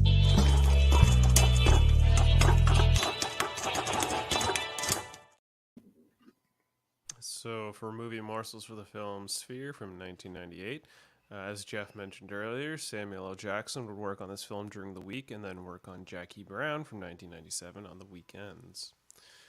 The jellyfish attack sequence used a combination of puppets, computer graphics imagery, and footage of real jellyfish filmed at a nearby aquarium. The footage of the real jellyfish was played at 3 to 5 times its normal speed to make the jellyfish appear more aggressive. They were very aggressive jellyfish. They were most aggressive I've ever seen. They could crush a suit in seconds. The most ridiculous fun film possibly is to be swarmed by jellyfish. It was one of the worst. She's like, help me! Help me! I think it's great that it's Queen Latifah, too. Yeah. I think that's the best part about it. They're getting in my suit. They're getting in my suit. It's just like, well, then how is the water not getting in your suit? And then eventually the water does start to... Yeah. Once the water gets in your suit, all the pressure should be getting in your suit, too. And so then the pressure becomes an issue. Until then, not an issue. She becomes Queen Lajam. So Dustin Hoffman expressed some disappointment with the film. He felt it wasn't yet ready to be released when it was, but they didn't have the time to cover them all. They had to deliver what they had for the release date, which he felt was an incomplete film. So, yeah. Beth's Sharon Stone character was totally distrustful of Captain Barnes, played by Peter Coyote. Yeah. In the early stages of scripting, she believed that he was responsible for the predicament. In a critical flooding scene, Beth intentionally locked Barnes inside a tank and left him there to drown. In the final script, the subplot was scrapped and the death of Barnes was altered to an accident with no involvement from Beth. Order and reason in which... So, yeah. I was just going to say, I think they should have kept that in because I think Harry, Norman, and Beth should all be irredeemable characters by the end of the movie. And I don't feel like Beth really gets to that place the same way that Harry and Norman do. Because they went into the sphere first and basically made the whole thing happen. Whereas with Beth, she's just was kind of there and just happened to survive, and she went in the sphere after. So that's why I think she didn't die. Whereas Ted didn't, and all the other people didn't go to the sphere, so they got killed. Yeah, so this is a great segue into the next movie morsel. Order and reason in which people enter the sphere in the movie. 1, Harry, mainly from curiosity. 2, Norman, accidentally while tending to an unconscious Harry. And 3, Beth, to spite Norman and out of curiosity. But order and reason which people enter the sphere in the book. Harry, from curiosity. Beth, presumably just to gain power over the men on the crew. And 3, Norman, specifically to gain the power to combat Harry and Beth. Yes. That's awful. Apparently the book is much different from this movie. And even worse. Apparently it's better. Really? It I haven't read sound it. better. But... in the book, the sphere was supposed to be visualized as a perfectly polished silver sphere with grooved convolutions that acted as a door opening so that people could enter. The movie originally had planned to use a sphere that had the same qualities, perfectly polished in silver, but soon found out that if it was placed in a dark room, the reflection would look almost entirely black and not as impressive. The special effects designer and director Barry Levinson eventually decided to go with a champagne-colored sphere due to how it looked on screen. And this is my favorite movie morsel. Andre Braugher was originally cast as Harry. If you're not familiar with that name, that is Captain Holt from Brooklyn Nine-Nine. He would have been in this film over Samuel L. Jackson, which could have been interesting. That would have been cool. Yeah. Cinematography, Adam Greenberg. Edited by Stu Linder. Music by Elliot Goldenthal. Release date of February 19th, 1998. A running time of 134 minutes with a budget of $73 to $80 million and a box office of $73.4 million. This movie had lost barely broke even in the box office. Yeah. That's why we didn't get rewatchability. Jeff, how many times you rewatched this movie? I've probably watched this movie, I'm not gonna lie, like 10 times. You know, because I've showed it to people, and I'm like, you gotta watch this bad movie. Sucker for punishment. I am a sucker for. I've watched it. I think I watched it 3 times just for this show, because I watched it today. I watched it when you first booked me on the show, and then I showed Amanda the show. The movie. So I've watched it 3 times in the last like 7 months. Oh, wow. Unfortunately. So yeah, I've seen it a lot of times. So, and I would watch it again. I have no problem. Wow. I don't think I'll be watching this one again. I'm gonna pass. Maybe if I have like a Michael Crichton film night. I'm sure there's a third one he's made. I don't feel like there's many after this one though. I can't go back for the science or anything because that's all awful. I don't know. I feel like the time travel science isn't bad, but the ocean science is horrible. The time travel science is bad because apparently they went through a black hole to get there. That's awful. Well, what's wrong? Don't they do that in like Interstellar though? Yeah, isn't I was that the gonna whole say, premise? don't they enter a black hole in Interstellar? Yeah. That movie science is awful as well. You don't go through a black hole and end up in a bookshelf. Like that movie is just fantasy. There's no science in that movie. Oh, I thought isn't there like a astrophysical, like basically calculations or equations where the theory is that if you go into a black hole, there is a possibility you end up somewhere else in time. Yeah. Right. Because Harry says that in the movie. He says like, you know, if you fly, he's like, it's possible but not probable. You know. Because they don't know, and Ted says we've never flown into one, so nobody knows. You know, so it's not known until proven otherwise. Anyway, we know what we know. I think we know what black holes are. We don't know what we don't know. I think we know they're collapsed stars that have immense gravity and then suck in everything and nothing can get out. Though it has been come down to know recently that they do actually diffuse energy in the form of heat, which wasn't thought to be the case before. But anyway. I don't think you can fly through them, and I'm pretty sure we're pretty confident about that. All right, does it hold up? I mean, for me it does, but I understand if you don't vote. If you don't vote for it, I get it. I like it. I think it's incomplete. That's how I look at it. It's an incomplete project that could have been much better. Yeah, it's an incomplete blockbuster from the late '90s. It's very late '90s. It's evident of that. Mm-hmm. It is very. It's not. I can't say I enjoyed it. Like I wanted to. I enjoyed the first like 30 minutes of it, and then it just was like, where is this? What is happening? Where are we going? Why is this getting worse? What is happening? It's getting worse. The movie's gotten super bad. I don't like this movie. It doesn't hold up, I'm afraid. Yeah, that's fair. I knew it wouldn't hold up. I knew you guys wouldn't say it held up because nobody seems to think it's good. And I don't even think it's good, but I see potential in this movie. I feel like it could have been good. I'll say this, I wasn't bored watching it.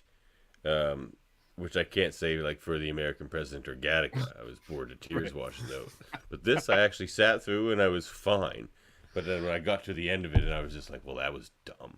But like I was fine just sitting there and watching it. It was a perfectly fine way to spend an hour and a half, I guess.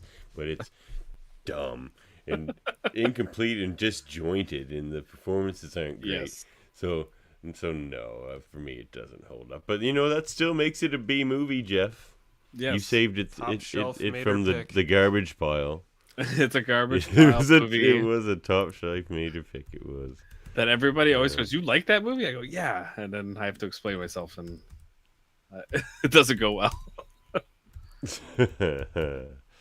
Well, here we go. Let's move on to the next one.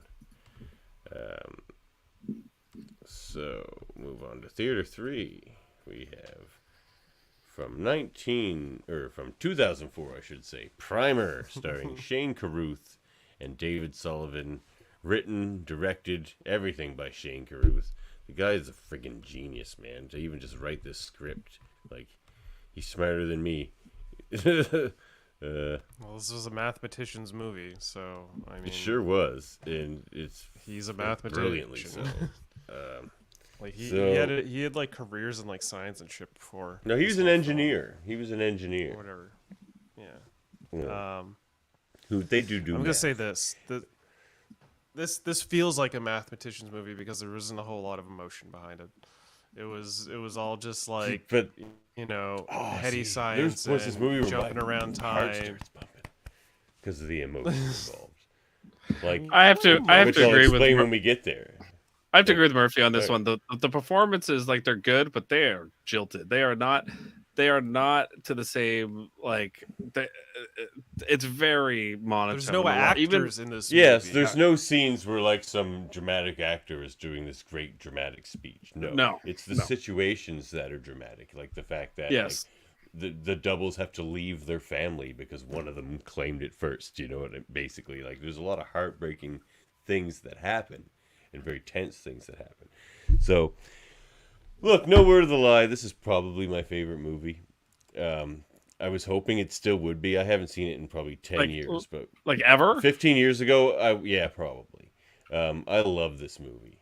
I love what it is. I think it's a very important piece of cinema history because, for every smart movie that's made like this, which I don't know, there's probably only like 5 ever, maybe.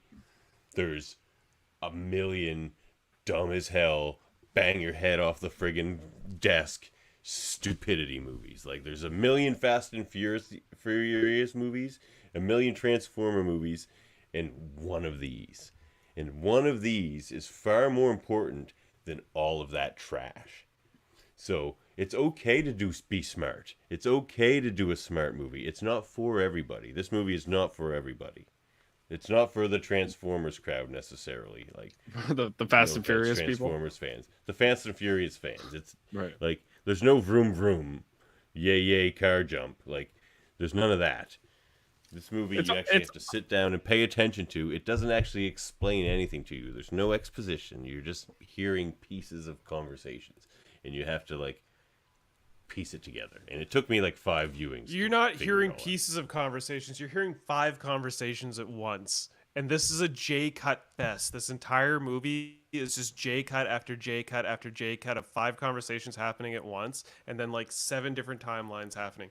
I'm gonna be straight with you, Devin. I don't think it's a great film, and I don't feel like you should need to watch a movie 9 times just to understand the plot. I watched this movie twice. The first time I fell asleep in the last 10 minutes because I was so fucking bored with it. And the second time I watched it, and I kept tabs of what was going on better to that degree. But even then I was like, there's like glaring plot holes, and I had to go watch a YouTube video. There are no plot holes. There are none. We'll get there. What one? Where's the plot hole?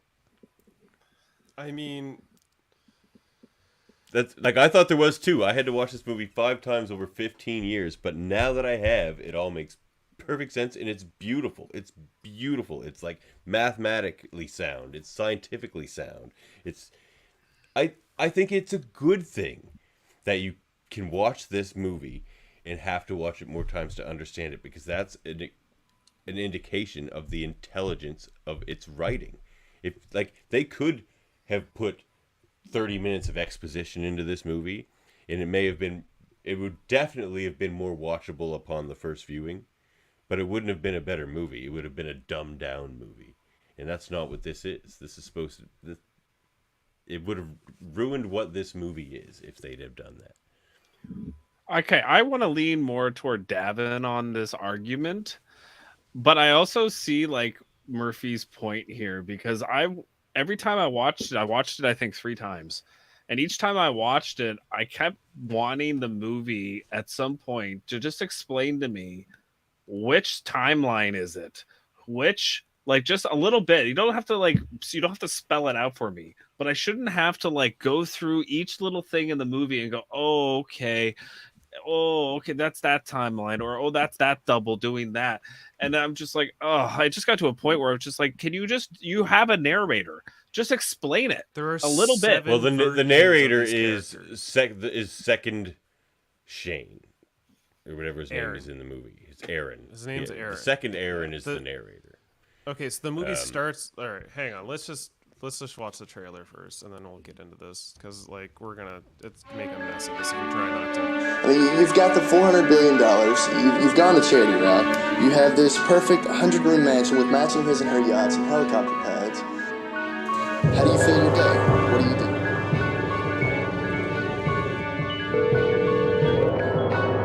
Here's what's going to happen. I'm going to read this, and you're going to listen, and you're going to stay on the line, and you're not going to interrupt. You're not going to speak for any reason. Some of this you know. I'm going to start at the top of the page. Inside the box, it's like a street. Both ends are cul-de-sac. They took from their surroundings what was needed and made of it something more.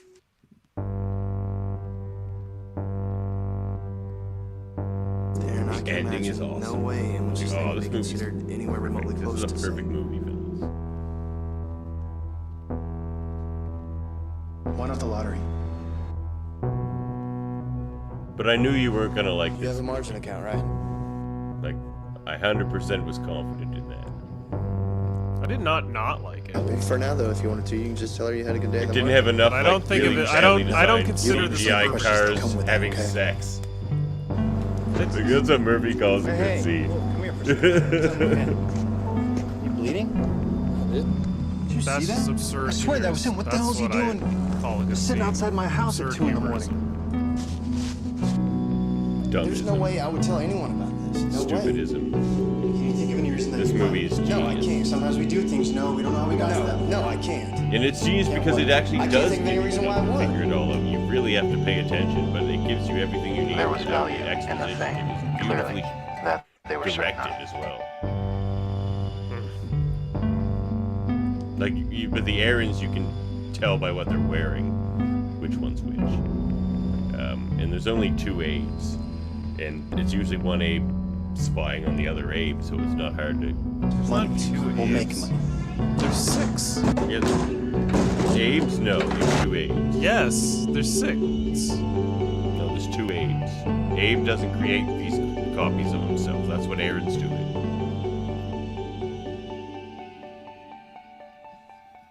Like, Abe's trying to be responsible with all this stuff. Aaron, see, the one thing they don't tell you in this movie is that, well, they do, but you have to put it all together by the end. But what they don't tell you, like, during the first half of the movie, is that Aaron figured this stuff out before Abe. The way they present it to you, Abe figures out it's a time machine and then tells Aaron. But no, Aaron figured it out a long time before Abe did and had already been making copies of himself. So Aaron is the villain. Aaron's doing all this crazy shit. And it all stems from the fact that he invites this dude to a party that ends up shooting his girlfriend or whatever. And he wants to put a stop to that. That's what starts the whole craziness of this movie. Do you know what movie Which I feel they like don't that- allude to. You find that out at the end. It's like, okay. Do you know what movie this movie is the most similar to that I kept thinking of the whole time I kept watching? I'm like, this movie is like The Prestige, another Chris Nolan movie. Maybe I just think every movie is a Chris Nolan movie, but this do. This movie is just The Dark Knight, actually. But this movie is very similar to The Prestige. You have to admit, where one character is making a double and killing himself, and the other one has a twin, so only one other person, and is completing a magic trick, and then has to take, like, it's very similar where I find where you have 2 characters juxtaposed by a device that one is cheating, and which is in this movie is Aaron. He's the Hugh Jackman, and Abe is like the Christian Bale character in The Prestige, where he's doing it more like is more the righteous character. in that way. Yeah. So I just kept thinking of The Prestige the whole time I'm watching this movie. It's like, which is weird because one's about magic, but that's also a time travel movie in a way. Time travel is magic, kind of. Yeah. But yeah, I love actually getting some sweet science around the device. Like we never get that. We just get, hey, H.G. Wells made a machine. We're like, hey, we ran into a black hole. It's so beautiful with the A end and the B end. What was the science behind the machine? So, besides being an autosave box. No, so time. That's exactly what it is. Like That's what their gravity. time machine is. It's an autosave box. It's literally, if you were to take the game mechanics before you fight a boss, you get that save moment. That's what this is. That's the time machine aspect. Yes. I mean, that's a fairly decent analogy, but they get into better explanations. They get a little more convoluted about it, but it's ultimately it's an autosave box. He sets up an autosave. He lives his life for 2 days, and then he resets. Right. No, not really. No. Yes. No. Yes. Yeah. Doesn't he? He does it like 6 times. Abe does it 6 times, and Aaron does it 7 times because Aaron figures out there's a fail-safe box. No. See, they both actually end up. Did you pay attention to this movie, Davan? But yes, I absolutely did. So I can't believe you think there's 6 Abes. So the reason there isn't 6 Abes, there's 2 Abes because because you always return. No. As long as you don't, the reason they always hang out in this hotel after they've gone through the box is because they can't. They can't interact with themselves, right? Because they can't. Yeah, they can't interact. They can't interact with themselves, and they can't risk breaking. No, the they timeline. could They interact with going. themselves, but what they can't. They could, risk but if is they can't. Wouldn't They it would be- can't stop. They can't risk stopping themselves from getting in the box at the exact moment they did. Yeah, because That's would the cause only an alternate timeline. They have to complete the loop. Yes, and Aaron keeps doing that, which is why there's so many Aarons. 3, not 6. There's 3 Aarons. There's 2 Abes because Abe doesn't. He does allow himself, like even when you see him doing it, he's watching himself go back in and start the loop. Like that's what he's spying on himself to make sure it happens because he's very paranoid. He's just like, look, there I go. Okay, cool. No copies of me. Like, because then that one disappears. Like the one that goes in disappears forever because it becomes the one who's standing there watching him. There's 3 Aarons. There's Aaron Prime, there's Aaron 2, and then there's Aaron 3. Aaron Prime gets locked in the attic. Abe Prime gets drugged and put into a bathroom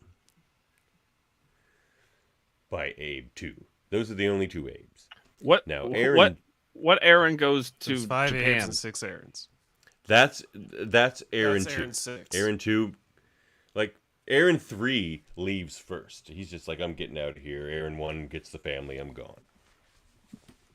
Aaron 2 is the one is the narrator, and he's the one who goes to Japan, and in the end is starting to build a time machine the size of a warehouse. Okay, So it's all like right. he didn't learn his lesson. He's such a villain. Stop. Okay, let's do it this way, all right? Because Davin's jumping all over the board like this. I am, because this movie does. Let's have a little conciseness. Maybe let me read through my setup here, and maybe we can start dissecting it a bit more because we're jumping all over the board with like absolutely zero direction.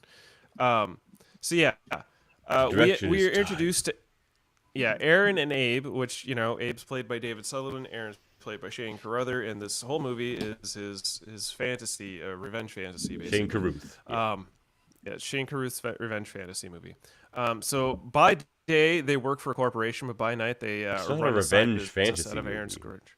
It is Doesn't very make much a any revenge sense. fantasy movie. I will explain. There's no revenge. There's stopping a act of violence from happening. No, there That's is not a revenge. My scene I picked out even explains why it's a revenge fantasy movie, Davin. We'll get to that. So these guys. The guy they want to punch in the face. Yeah, there's the guy they want to punch in the face. Yeah. Okay. Yeah. So Abe and Aaron work with Robert and Philip. Robert's played by Casey Gooden, and Philip's played by Anand Upadhyaya. By day, they work for a corporation, but by night, they run a side business out of Aaron's garage where they build and sell JTAG cards, which is a testing circuit board. And their goal is to fund their pet science projects, hoping to attract venture capital attention. After disagreements over their next project, Aaron and Abe independently work on a device to reduce the weight of objects. However, their invention has an unexpected side effect. Objects placed in the device experience a significant increase in time compared to the duration of the machine was active. So you get this like wild little scene where they're placing their hands in the machine, which is possibly why they have trouble writing later, because their hands have already been affected by time. So they're realizing they stumbled upon a time machine. Abe secretly constructs a larger version capable of holding a person, and he travels back to earlier that day and shares the results with Aaron.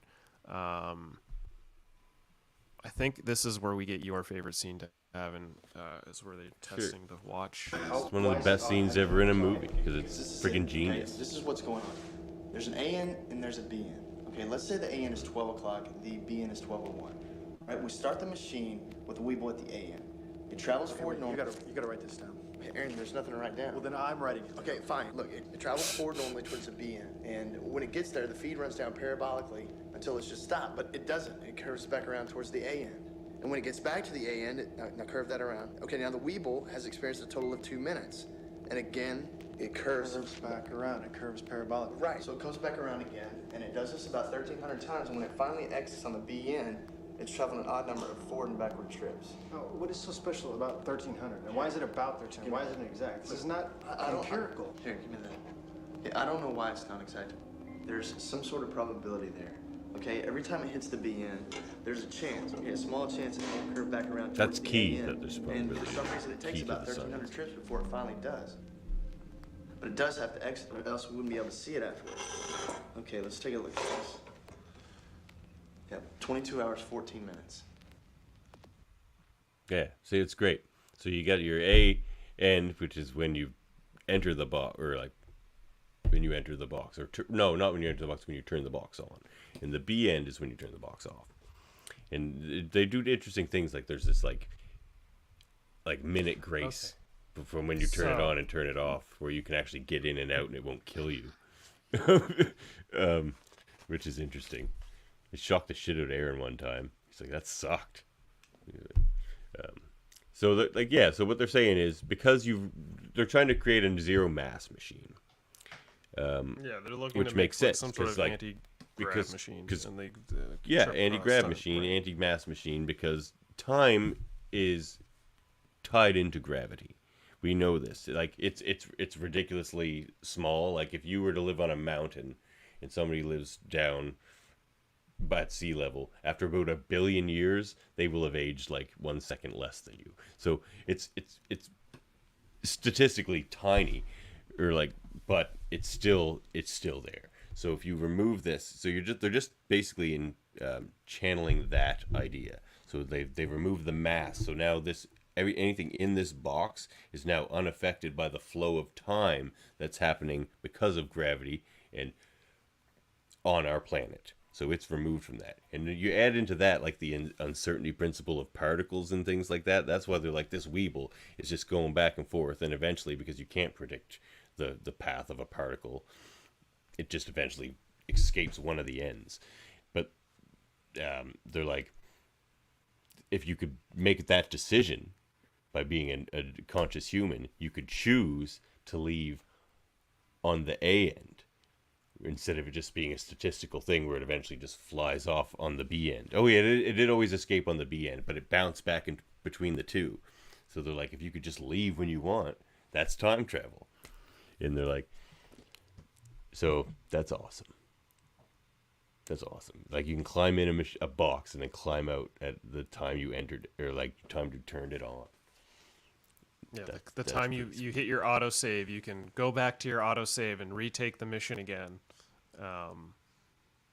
But if you don't is that time? But is that time travel, or is that creating, or is it creating a double? Like it's creating a time double. It's creating a time double.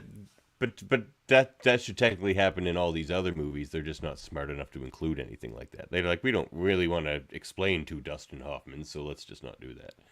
Like, and they don't travel back in time in that movie. Dustin Hoffman and them. So like, there's no really time travelers in Sphere, so that's a bad example. Well, but like, there should be.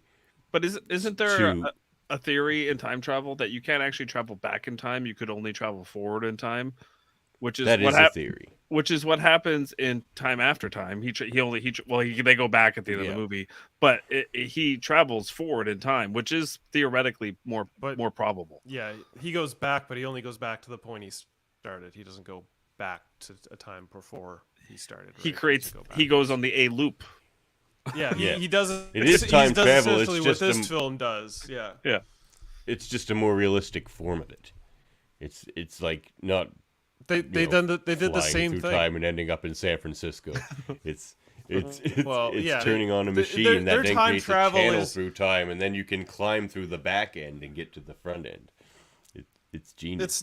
It's not so much that you climb through the back end and get through the front end. It's like, I have set my autosave. I live my 48 hours. I'm going to climb back in the box, and it's going to send me back 48 hours, and then I can relive this 48 hours, which is the whole plan here. So Abe basically takes this, and he creates a bigger box, and then he goes back in time to let Aaron know about their time travel, and the dual builds, and they just refer to it as the box, and decides to exclude Robert and Philip from their discovery using the excuse of which had happened to them at the start of the movie. Like, someone had just screwed them over, the guy they want to punch in the face, and then they do the exact same thing to their friends, which is pretty hilarious. So yeah, these guys, there's a bunch of like out of focus scenes. Like, this whole scene's out of focus, and that one bugged me. Abe and Aaron initially profit from the stock market using the time machines, but their experiments become more ambitious. Their actions attract the attention of Thomas Granger. This is a plot hole in the film, who falls into a coma after his time travel attempt. I like that he's like, why don't we just like pick the right lotto numbers? He's like, what, and get $200,000 every year for like the rest of our life? He's like, yeah, that sounds great. He's like, nah, we need fast money. We need it all now. Like, yeah, that's pretty funny. So yeah, and that's where they find out it was a time machine, because it was growing like that protein. Yeah. So yeah, Abe's basically trying to convince Aaron that he's built a time machine, and he's proven it with fungus and all these like other tests and shit like that. Boss Hog Hossbog.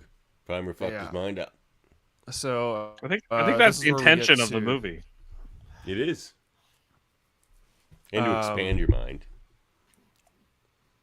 So yeah, Abe and Aaron are eventually in this field, and they're having a discussion. This leads to Jeff's favorite scene in the film. Yeah. So whatever, we'll find some place. But I mean, so if we go your route with what? A bunch of mini fields? That's a lot of work. I mean, we'd have to. How many days is that? Abe, you know what we could use? You know what we could use? What? I know we've seen a lot of crazy things lately, okay? And I know you're still trying to put it all together in a way that makes sense. But you got it. No, I don't. Look, I just want you to understand that what's next is not a prank, okay? I wouldn't do that to you, and I'm not doing that to you. So when you see this, bring one with you can't yell or make any noise or run anywhere, okay? I know you probably feel like you're being tricked or made fun of, but you're not, okay? I promise you, you're not, okay?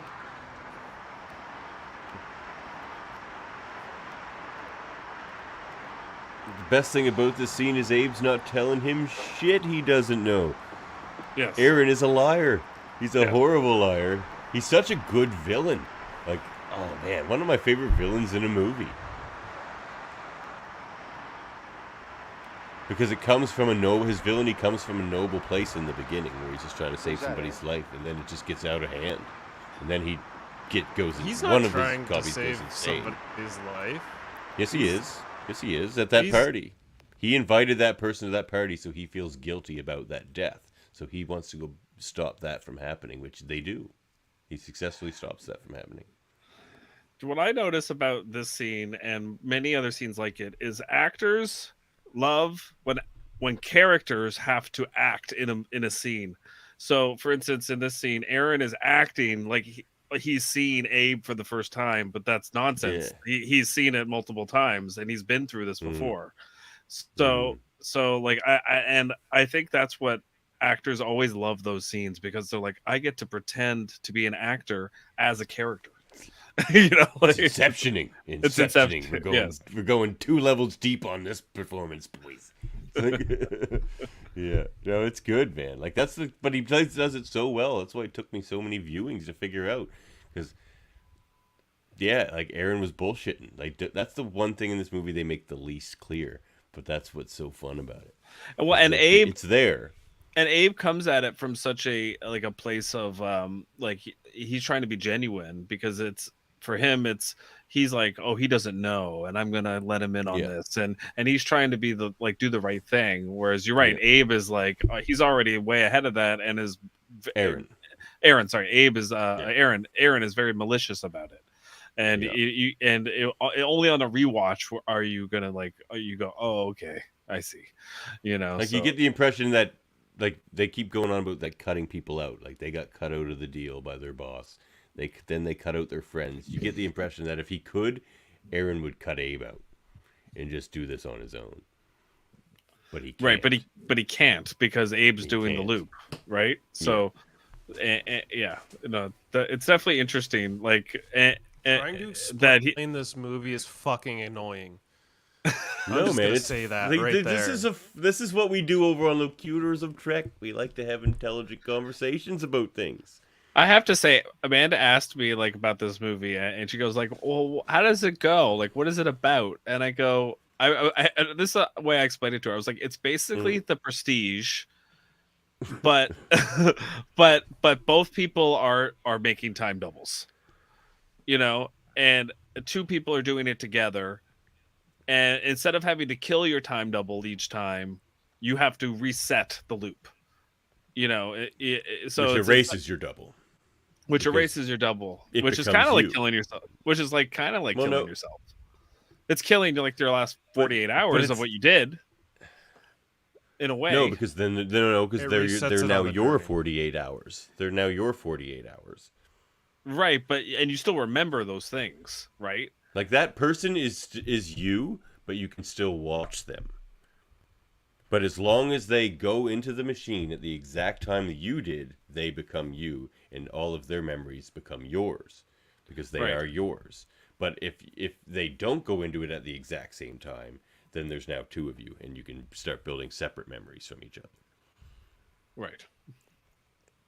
Primer fucked up Boss Hog Hossbog's mind. Man, everyone. It's fantastic. It's... Okay, I ended up watching this video from London City Girl where it's like an illustrated explanation of the timelines of Primer because I needed a visual illustrated explanation. Well, of these if she told you there's timelines. 6 copies of Aaron, then it's not a very good video. You're such a moron, Davan. She explains it to such a degree that it makes you look like a moron. Yes, everybody agrees that London City Girl... I'm gonna send you this video later. And I'll show you a better explanation of it. You're gonna find it undeniable. I will show you a better explanation of it. I won't. There's. Oh my god. There's 3 Aarons. Stubborn. You're so fucking stubborn. You're so fucking stubborn, Davan. I can't deal with you sometimes. I'm telling you. Your video's wrong, dude. I'll send you a better explanation of it that explains very clearly that there's 3 Aarons and why. She explains very clearly why there's fucking 5 Abes and 6 Aarons. She's wrong. I'll watch your video and it's gonna be silly wrong. Okay.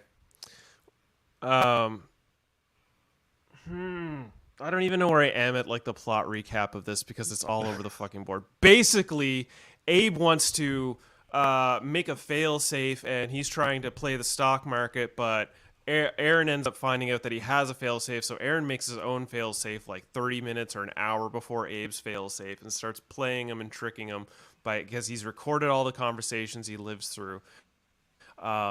This happens over a several-day period.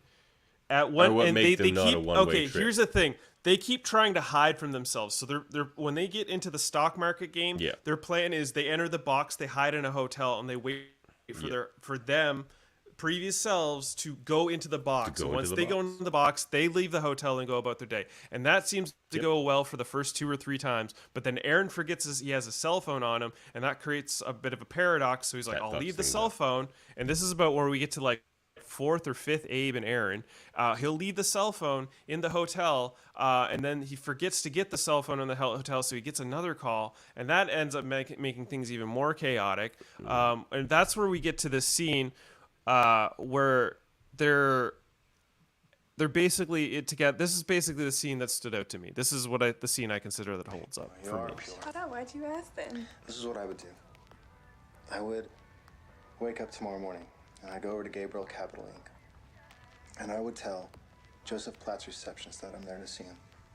And when he comes out,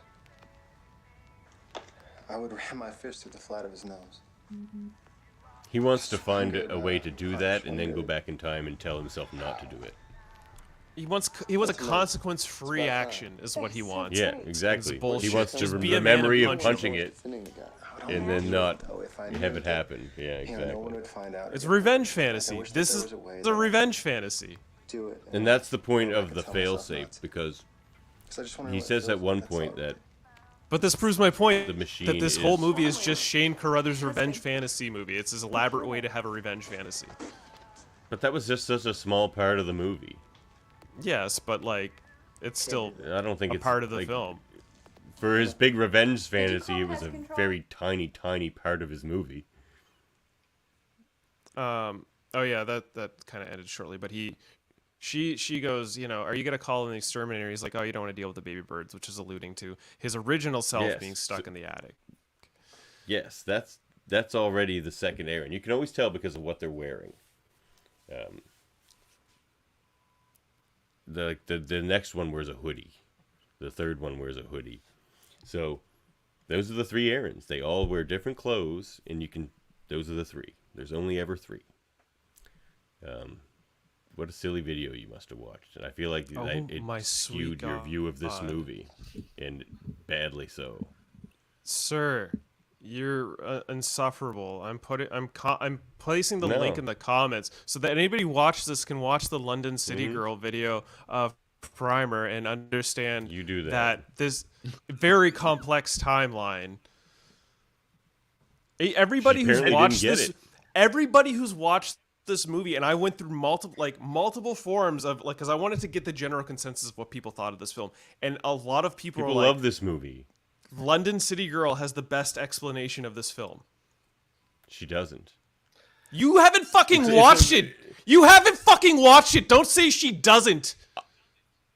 Murphy, I know there's 3 Aarons, and I can send you an explanation that explains that perfectly. So Are when you I talking know about that something's- brief video, 3-minute one where he talks about the No, I didn't watch lines? any video. Not everything in the world is freaking. Okay, so now you're telling me you're like, going to on send me a video, videos. but you haven't watched any video. So what the fuck is it? No, I'm gonna send you an article.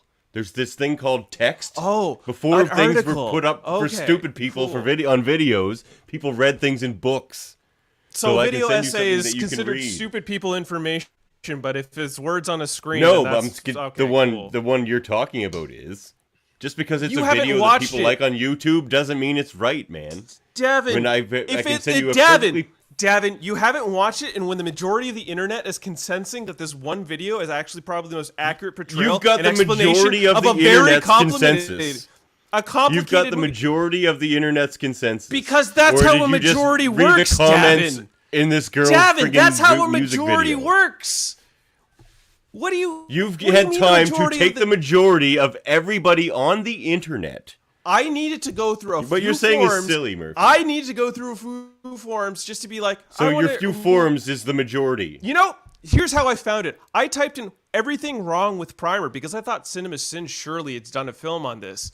He hasn't. He didn't make a video So on you this. tried to search But it then- from a negative. No, I tried to search the Yes. film from a negative You because tried to I search it wanted from to a see negative. how many plot holes were in this film. And upon my research, I'm gonna admit there's not a lot of plot holes. The most glaring plot hole No, is the there's Thomas none. Granger. The Thomas Granger plot hole is a plot hole. Why he Even went through the Shane box doesn't make a lot of sense. I agree with that. It's just like there needed to be one scene that says Even- why Thomas Granger. went Even the through director box. Shane Carruthers is like that's Yeah. I have no explanation for that. That is a plot hole. So Okay, that, there is one. That is a plot hole. All right, so like you're so I mean, absolute but you could in your just thinking you sometimes you it's could annoying. headcanon. You could headcanon that he just saw them do it. Sure, yeah, you can headcanon that. That's totally fine. But that works. My point standing, Davan, is that a majority of people that have watched this movie, more people than you and I, which is I'm looking for a census here to get some information. When I looked for a certain particular That's film, not what a I came majority across is. this video, and the majority of people that have talked about this video are like, yes, this is probably the best explanation. Yes, the majority of I've even people looked that up- have talked about that video. The majority But of I people who went with talked the- about that video are not the majority of people who have seen Primer and understand Primer, Murphy. They're people who like that video, and maybe that video is a possible explanation. Oh my God! But if you it have says such an there are absolutist 6 thought. errands, No, you're so there are ridiculous. no. You do because you like this video, and you think it. It No, I like represents this a video because it majority of actually people explained that the you can movie take in a better comfort way than and the wear movie like a explained blanket. itself. I like the video because No. it explained the movie better than the movie explained itself. Okay? I think there is. And I will send you an article that explains the movie where there are 2 Abes and 3 Aarons, which is exactly what happens when you watch the movie. So whether you can make a false explanation of this movie that creates 6 Aarons, or at least fudges the explanation, where maybe she meant there's R3, but they can still view Don't make me themselves, play so the that's 6, but 23-minute not. video right now. I will share screen and play I'll send the you an article, 23-minute and it video won't take right 23 now. minutes to read. I'll send you an article, and you can read in 5 minutes that will explain it perfectly fine. Yes, and a Okay, woman spent is it her time. what- It's made a 23-minute production that explains it in thorough detail. Why is the movie not self-evidently like able to figure out? You know, it doesn't need to be. Yes, dumb. you shouldn't need to doesn't watch be- it 9 times. It doesn't need to be dumbed down. Like I understand, like there's certain things about the movie I like, of like going back and going, oh, okay, I see, or figuring it out. But I shouldn't like have to like. I agree with Murphy. I shouldn't have to watch it 5 times and still be confused about which Abe is which and which Aaron is which. I that was the part that bothered me about the movie. And if you are gonna do that, can you at least narrate a little bit more to explain what's going on? Because there's moments in the movie where I'm like, well, which one's this? Which Dumble like, is what- this? what part- You can tell by what they're wearing. You can Yeah, but always like- tell but no, by what they're You wearing. can tell by the color correction of the screen. There's a blue timeline, a yellow timeline, an orange timeline, and they keep jumping back. There are The tons blue of is supposed there to are be like tons the- of clues. They're yeah, just they're not gonna outright visual tell you. clues, but yeah, it's not outright tell you because the guy didn't know how to make a friggin' film. What did you say, This is his Murphy? first There were film. 3 timelines? Right. 3 errands. No. Not 6 timelines. There were 3 timelines. There were 3 errands. And Not is the movie 6. the movie and No, the movie is the show is told from the film presented 3 timelines. It's told from the There's perspective multiple of Aaron, timelines. yes. It's told from the perspective of Aaron 2. Aaron 2, yeah. The narration is from Aaron 2's perspective. Aaron 2, yeah. And he's trying to warn Aaron 1 to stop the whole thing from happening in the first place, essentially. While at the same... Well, he says that, while at the same time building another time machine. Like, who knows what his plans are with this warehouse-style one? That's what's crazy. It's like, what are you going to do with what are you going to, like, move planes back in time? Like, what's your plan here? Armies? Why does it need to be the size of a warehouse? Like... that would have been a good way to end the movie. Now all of a sudden he's working for the CIA. did? You know, you know what I mean. Like all of a He's just- sudden he he's moved- like moved he's to a France. government agent. Yeah, yeah. No, I like it better that he's just this crazy rogue with a technology that nobody else even knows exists. That's just fascinating. See, to me, this movie is like a great Star Trek episode, like one of the great Star Trek episodes that are just all talk, and I don't think they just this- explore scientific ideas or I don't think moral ideas. The And this does script both. though would get passed on Star Trek because No, you because know, it's not digestible enough for enough people. But that's what's great about it. You can't make a movie like this and spend $200 million on it or whatever. You'll never make it back, at least not quickly. But it's like to make a super smart movie with your expertise as an engineer and mathematician, and like even if it's just for other mathematicians and engineers, that has its place, man. Not every piece of cinema should be for A, dumb people, or B, for as many people as possible. Like trying to reach a broadest audience as possible is good for your dollar and your bottom line, but that is not good for a movie. That's why I watch 50 movies a year now, and maybe one is good. Like, except for this podcast, now we're getting to watch more old movies and stuff. But for new movies, like, it's all garbage, and maybe you'll stumble across a good one. And it's because they're trying to appeal to as many people as possible. This is doing the opposite, and that's why it's a better movie than, like, Transformers. All right, like, Davan, and all that crap that just churned out. The line I said about there being like 3 or 4 timelines presented is because there are 3 or 4 timelines presented, but there's also 2 timelines that are not presented on screen. The timeline where they go and punch the gentleman in the face, which causes them to go back and forth and do everything. They're like, oh, I've caused the chaos. And then there's also the timelines that were split off because of their breaking of symmetry. Listen, I'm not explaining it terribly. The video does a better job. But there's timelines that weren't shown in the film, but they are pertaining to the storyline of what's happening. There are things that Aaron does that aren't shown, yes. But he doesn't create copies of himself in those. He creates one. That's why he has one more copy than Abe. But, yeah. Anyway, continue. But they create copies of themselves again because, like they said, they go do the thing where they punch the guy, but then they have to go back and loop. So that's creating another copy of themselves. So there's at least 2 or 3 other instances where they're creating copies of themselves not on camera. No. No. I can't tell this guy anything. He's just so absolute. And he's like, nope. I mean, that just takes assumption. You could headcanon that.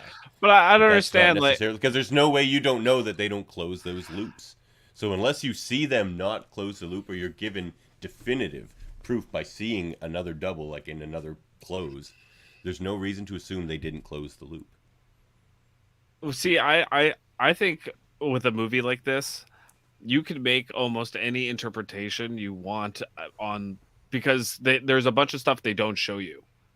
So you can start making up whatever you want about how many doubles or what they did when they were in those loops. Or the Granger thing. You know? London City Girl has the best explanation of this film, and It's because it's the one you saw in a video and you didn't have to. No, I watched a handful of them, and London City Girls was the best one. Yes, you watched a few. Did you read any, or did you just limit yourself to YouTube? Yeah, I limited myself to YouTube because it was the quicker ingestion of information because I was busy doing things like getting the show together. Yes, but that's very limiting. That's just YouTube. That's not necessarily where the how best is that limiting? Well, let me ask you this. That's just a limited Davan, pool. how is that That's limiting? a limited pool. No, the source of how information is it not is limiting? still the fucking same. No. Let me ask you this, Davan. What do you mean, no, Davan? What, Jeff? I said what? Let me ask you this, Davan. Did you learn more from this movie reading about it and what other people thought about it, or did you learn more from it figuring it out, watching it over and over and over? Yes, that. From the second one. From watching, so it's kind of like the way I learn lyrics, right? So if I learn lyrics, I can't if I try to learn a song lyrics and just read it 50 times in a day and then try to sing it, I will forget those lyrics.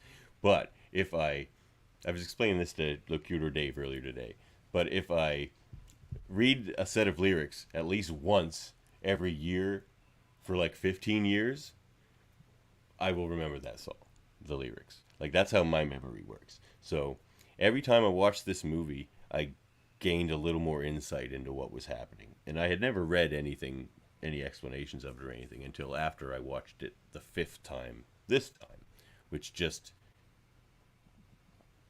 confirmed what I was thinking. It filled in a few things I didn't quite understand even still, but I had pretty much had it all figured out except for a couple little things about Aaron, which was the thing that the article I read filled in for me was the fact that Aaron figured it out first. But the movie I feel like makes that pretty self-evident that he figures it out first. You know, the movie presents it to you that Abe does, but once they do the twist with the earphone thing, you're like, Yeah, then you're like, oh, okay, so he figured it out, or went back for before Abe did, and he was in the loop before him, and just and had Abe come to him and go, I found this out, and he had been through that multiple times, and before Abe actually did it. That's a very telling scene with the earpiece where he's listening to Yes. their conversation, and it just a word changes, so it's different this time. Yes. Yeah, that was a good scene. My thing with the movie was I kept the confusion. Yeah, there was a bunch of moments where I'm just like confused, and I felt like this movie was way before its time. I feel like if this movie comes out, but if it comes out now or is like a TV show, everybody figures every little thing out on the internet and figures it out as it's happening. Yeah. So for it to come out in like 2004, I don't like it. People hadn't started dissecting everything at that time. It kind of happens maybe a few years after that, and so for me it's very interesting that way, because I think it's you were saying only old movies are kind of the ones that have that figured out, but I feel like this one's more like it's ahead of its time. It's more for the now, this movie. But the now would have ruined it, don't you think? Probably, yes, but it probably would have been a TV show. It probably would not have, and it would have been dumbed down. They would have, like, whatever network you put that TV show on would have forced you to explain things more. Yes, which like this I think, is just this movie had to be kind of a singular vision. This movie can't have network poking. This movie would have benefited ideas from at a you. bigger budget and having more takes and recording What would you better. achieve with the bigger budget, other than better camera work, maybe? But I mean, it's kind of better camera work. They would have had more film stock. They would have been able to do better audio. Like I've got tips. I've got whole bits in my movie morsel that explains the production of this film. But like they would have benefited a lot from having more money. Like, isn't it kind of what they at? It feels real. Isn't it kind of insane that, like, all right, Clerks was made for $27,575 in 1994, 10 years before Primer was made, which was made for $7,000. So Clerks was made for $20,000 more dollars. Now it has Can you more. Ever imagine a better spent $7,000 than this movie, though? Like, what better can you achieve with $7,000 than this brilliant friggin' movie? And as I said to Dave about this movie, because he hadn't seen it, and I said you should watch it, because in 2003, 2004, cousin Dave, my brother Dave, was working at a U-Haul. So I was like, the storage lockers and stuff. Yes, so that's what he did. Like he was going to university and he was working at a U-Haul place, and I'm like, you should watch this movie because it's very much like of the time you worked there. He was very into movies at that time, and it still is, but like at that time especially, he was very like into Tarantino. He would make little movies like with him and his buddy, and like kind of Reservoir Dogs-esque stuff. And like I'm like, you should watch Reservoir Dave's, yeah. So you should definitely watch this movie because it will bring a lot of like nostalgia back for you, which is kind of weird saying that about 2004 because it doesn't feel like it was that long ago, but it kind of is. Yeah, it is a long time ago. Like 19 years. I first saw this movie like 15 years ago, probably, or maybe more. It was new. Yeah. And then, like, every couple of years, I would come back to it, and then, like, I'm just like, man, this movie's confusing. And I was a younger man back then, but watching it this time, I understood it way better than all those previous times. But like, I think it was because of the accumulation of watching it those other times as well, and feeling any more each time. I'm gonna point something out here real quick. Although there are at one point 6 errands existing simultaneously, only 3 of them will ultimately continue to exist by the end of the film. The other 3 are either early iterations of the prime errand or dead-end loops. In one case, dead-end loops, exactly. It will simply disappear when the final loop is collapsed. Yes, exactly. So there were 3 errands. The other ones are But there are at one point 6 errands, so my statement is correct. But it's not, because I even told you that, Murphy. I'm like, unless you're just talking about them waiting to close the loops. Like, yes, those 3 errands can watch the other 3 errands until those loops are closed. But those loops eventually became those 3 errands. Those are 3 At one point, there are 6 of them existing That's simultaneously. just, see, I knew her video was gonna be like that. That's just like stupid semantics. If that's what her video is like, then that's a stupid semantic video. But how many Abes did you say there were? Aarons. You said there were 5. But there I don't understand where you got the number 5 from. That's what I don't understand. There's not because Aaron's goes to the box 6 times, Abe goes to the box 5 times. Abe sets up what he thinks is the failsafe box, then he creates the original box, and they both go through it. And he's thinking Aaron's only going through that box the first time, but Aaron's actually gone through the box like the second or third time by that point, because he found the original failsafe, made his own, and went back and prior to all that. The failsafe boxes add the complication, because that's where they want, like earlier they say it's just like a one-time use only, is what Aaron says, which means, you know, you have to go back in the B end from the A end, but he's like, if it's a failsafe box, like then you can go back even further. Like you can just then there's 2 points at which you can jump back to. Right. So then things start to get confusing. So they go through the box like 5 to 6 times each. Abe goes through it 5 and Aaron goes through it 6. So there are therefore various iterations. Wouldn't there be 10 Abes then? Semantics. That's semantics. You can't keep counting these. Any loop that gets closed does not count, because as I said, as soon as you close that loop, that becomes you. So if you're the semantic argument of just waiting for that loop to close and just counting that as another variant, I mean, that's lame semantics. You can say that if it makes you feel better, but that doesn't mean anything. What are you saying? I knew this movie was gonna do this. Well, after I watched it the third time, I knew Murphy would hate it and we'd fight about it. Well, I just knew it was going to be like kind of confusing, and no matter what, we would never get to a resolution where we're like, "Oh yeah, that's what happened." Like we would all kind of be like, "What?" No, we're just going to keep going in circles like this fucking movie. The resolution is he's building one the size of a warehouse, and he's about to go all Doctor Doom on the world. Yeah, and Abe wants to go back in time and prevent them from doing it in the first place. But and also, then you get the split off of, did Aaron go and make the thing, or did Abe actually Aaron's pretend it kids was... from other iterations of Aaron? He also says that, and like, there's creepy stuff there's stuff going on there with Abe, where Abe also, yeah. How did like Miramax or whatever at the time come to Shane Carruth and go, here's $1 million. Go make something else. Go make a sequel to this movie. Make it like you know they could have done a sequel where Abe has to stop the villain, Aaron. Then it just becomes what every other movie is. This movie is just this beautiful vision. As soon as you start making sequels and it's just picking up on the story, but making it just another action. Then you're in the Matrix, you know. Then you're in just yeah. Then you're the Matrix Reloaded in the Matrix, whatever the hell they called that third one. What was that one called? Revolutions for some reason. Revolution. Oh, Revelation. Sorry, Revelation. Yeah, Revelation. Because Neo's Jesus, you know. But anyway. Oh, of course. Yeah.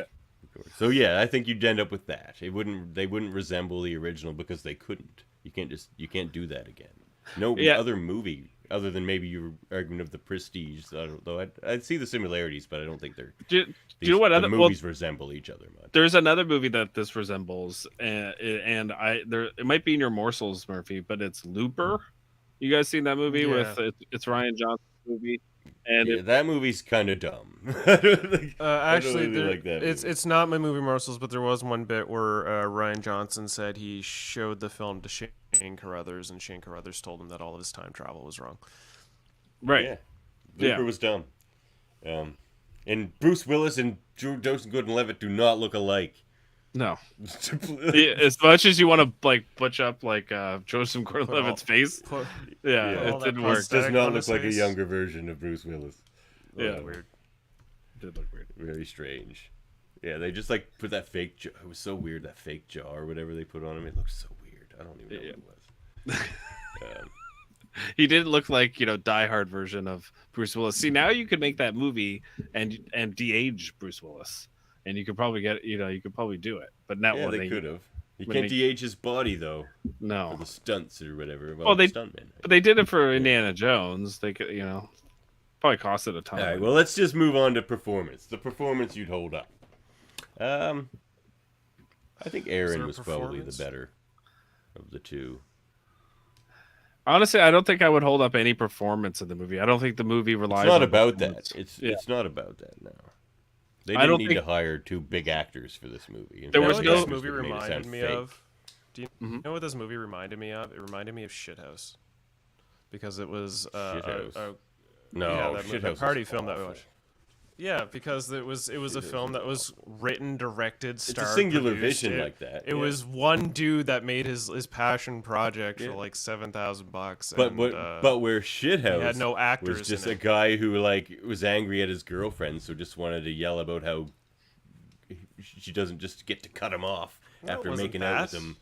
Yes, it That was. wasn't about that. It was about You ego don't death. get to. Yeah, oh god, that movie was dumb. But you know, that's it. It had the same. It has the same air of Shithouse. As this is just a singular person making a film project, and there's no actors in it, so there's really no performances to hold up, in my opinion. They were both fine. They both feel real. They both deliver their lines like they are people who actually understand what they're saying, and that's what's important. That's why they're good performances. Like Dustin Hoffman could not deliver Shane Carruth's lines believably Yes, he in could. this movie. Or- In fact, no, Dustin he Hoffman couldn't. would have delivered Shane Carruth's lines far better. I would actually prefer. No, he seeing wouldn't Dustin have. Hoffman in Yes, this you film. would have liked it Yeah, he better. would. It would have looked more like a glossy Hollywood movie, but it wouldn't have felt. Yeah, because like if they had real Dustin Hoffman, they would have had a engineers budget to make an talking actual engineering. movie. Yeah. No, because they wouldn't have founded like Dustin real Hoffman can engineers. say lines. They can keep the lines the same way. The engineer can still write the lines, and you can have a perfectly good actor say the lines. No, and you perfectly can't. well. Star Trek: The Next Generation, sir. Yes, and a lot of the technobabble comes off real clunky because the actors even admit they don't understand what they're saying, and it comes Because off it was that way. techno and they don't even babble. like to say it. Yes, because it wasn't actual real kind of science. Yeah, it but if is, you have a lot of it. mathematician a lot of it writing is. It's called actual technobabble science- as shorthand. That doesn't mean it doesn't have any basis in science. That's just a word we. It has use, that the some, but actors it's not use. like 'Cause actually it's proven. babble to the Yeah. actors. Yes. But like again, you my could point have stands. like, Dustin Hoffman could have delivered these lines better. Like there would have been a better budget. why They couldn't would he have had time to Sphere reshoot with stupid dialogue? because Exactly. they rushed the production and the dialogue was dumb. No. I think David You Sullivan. hate every is smart better. movie, Murphy.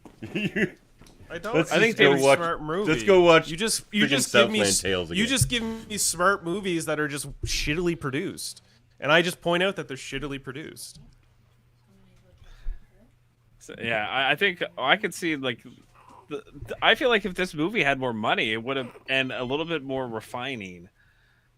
Because that's the thing is when one person has all the power, which is what if you look at the credits, I mean, it might as well have just said Shane Carruth with David Sullivan. That's it. Like Yeah. he did. It everything. does. If when you look at like Yeah. the IMDb, it just says Shane Carruth, Shane Carruth, Shane Carruth, Shane Carruth, Shane Carruth. Like, Shane Carruth, Shane Carruth. like how did he shoot the movie, direct the movie, produce the movie, acted in the movie, he edited the movie? I don't think did- he was he the also- cameraman. He he must also- have had a cameraman. He also edited the He had a movie. tripod. Yeah. Well, did you I like that one shot that I don't That know how works they too. did it, but they put it like on the hood of the car, and then like and you could see like it's I don't know how they probably put like like a tripod on, like literally on the hood of like on the bumper of the car to shoot that scene, but it doesn't like there's a bunch of times where it doesn't look good, and you're like it looks like it costed $7,000, but at the same time like it does tell a decent story. It is somewhat followable, but at the same time you're kind of like scratching your head throughout the movie. So you're kind of That's like the point, though. That is the Yeah. point. Like it's not for everybody. You're not supposed to get it unless you're like an engineer that studies the same shit he does, at least on the first time. And like again, there's room for that, and there should be more of that. Like there are movies that are way too artsy fartsy as far as like like high, like fine painting art, which I find boring and doesn't interest me. So there's tons of movies about like painting art that bore the shit out of me, and Sure. I can't follow because they're not Davan for doesn't me, like visual art. and that's fine.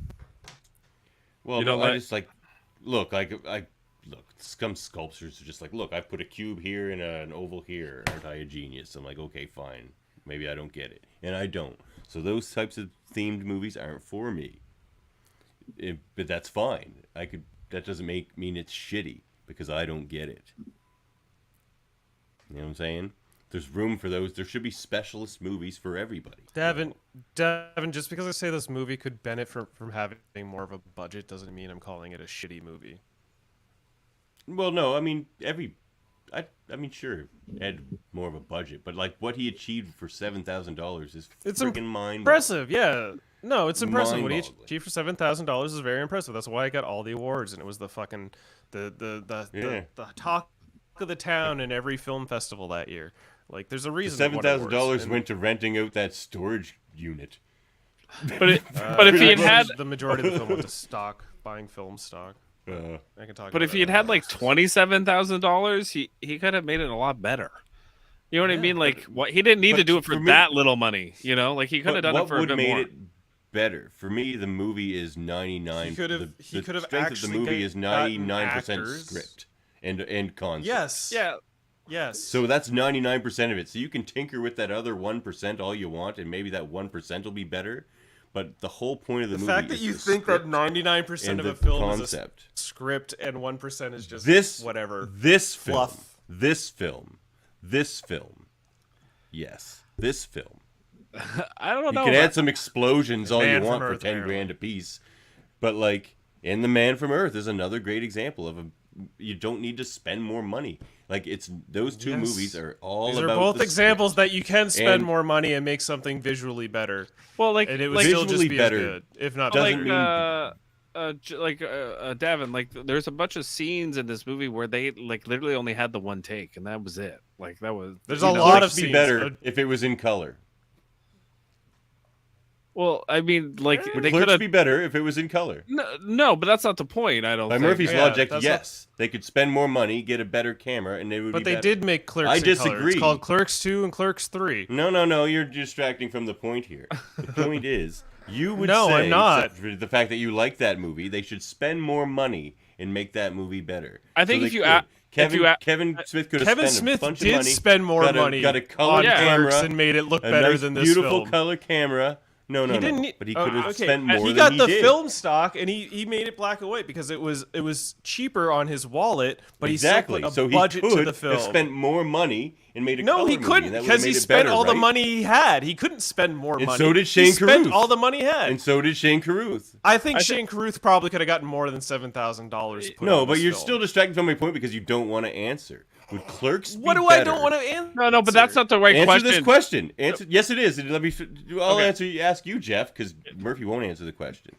Would Clerks be better if it was filmed in color with a fancier camera? I would say no, but let me ask you this question, Devin. Exactly. I would say that as well. If Kevin 'Cause Smith, some things if you- are better lower tech. No, but let me ask you this: if you ask Kevin Smith, could he have made Clerks for $7,000, and he could only use one take for almost each scene? Would he have accepted that? I don't think he would have. You know, Well, he had I too think, many actors to make it for $7,000 unless they're all working for free. well, Like, there's a lot. he had of like people Majority in of them that were movie. his friends. He has- so but they he mostly really has much to do two. for free. It's very similar to this movie. He basically has two actors. It's Brian O'Halloran and the Randall, the guy who plays Randall, Yeah, and Jeff all the Anderson. guys that come into the store and Jay Yeah. and Silent Bob. But none of them have a lot But they were of again all friends of Kevin dialogue. Smith. Yeah, some of them did it for nothing. Like Walter did it. He was in the movie for nothing. A lot of them did it for nothing. They were just friends of his. They didn't get paid. They weren't in SAG. You know, like there was the way. I just think if you asked him, and he made it 10 years before Shane Carruth, so like a dollar was worth more in '94 than it was in 2004 or whatever. I just think Which is it's crazy. like He made it for 7,000 even after that. It's crazy. it is crazy. I don't know how he Yeah. like. I mean, the fact that he even had a movie at all is kind of insane because things that can go wrong when you shoot something in post production, especially and with sound and everything, to not have more than one take is kind of insane. You know, But that's why another. Okay. I think reason we've talked it's an about the important setting and movie. aesthetics. Let's just get to.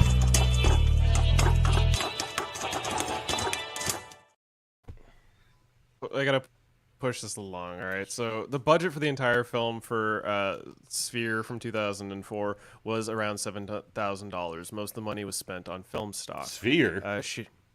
Sorry, no, sorry, I mean Primer. Primer. Anyway, yeah, Shane Carruth Sphere took up the costs job of writing. $7,000.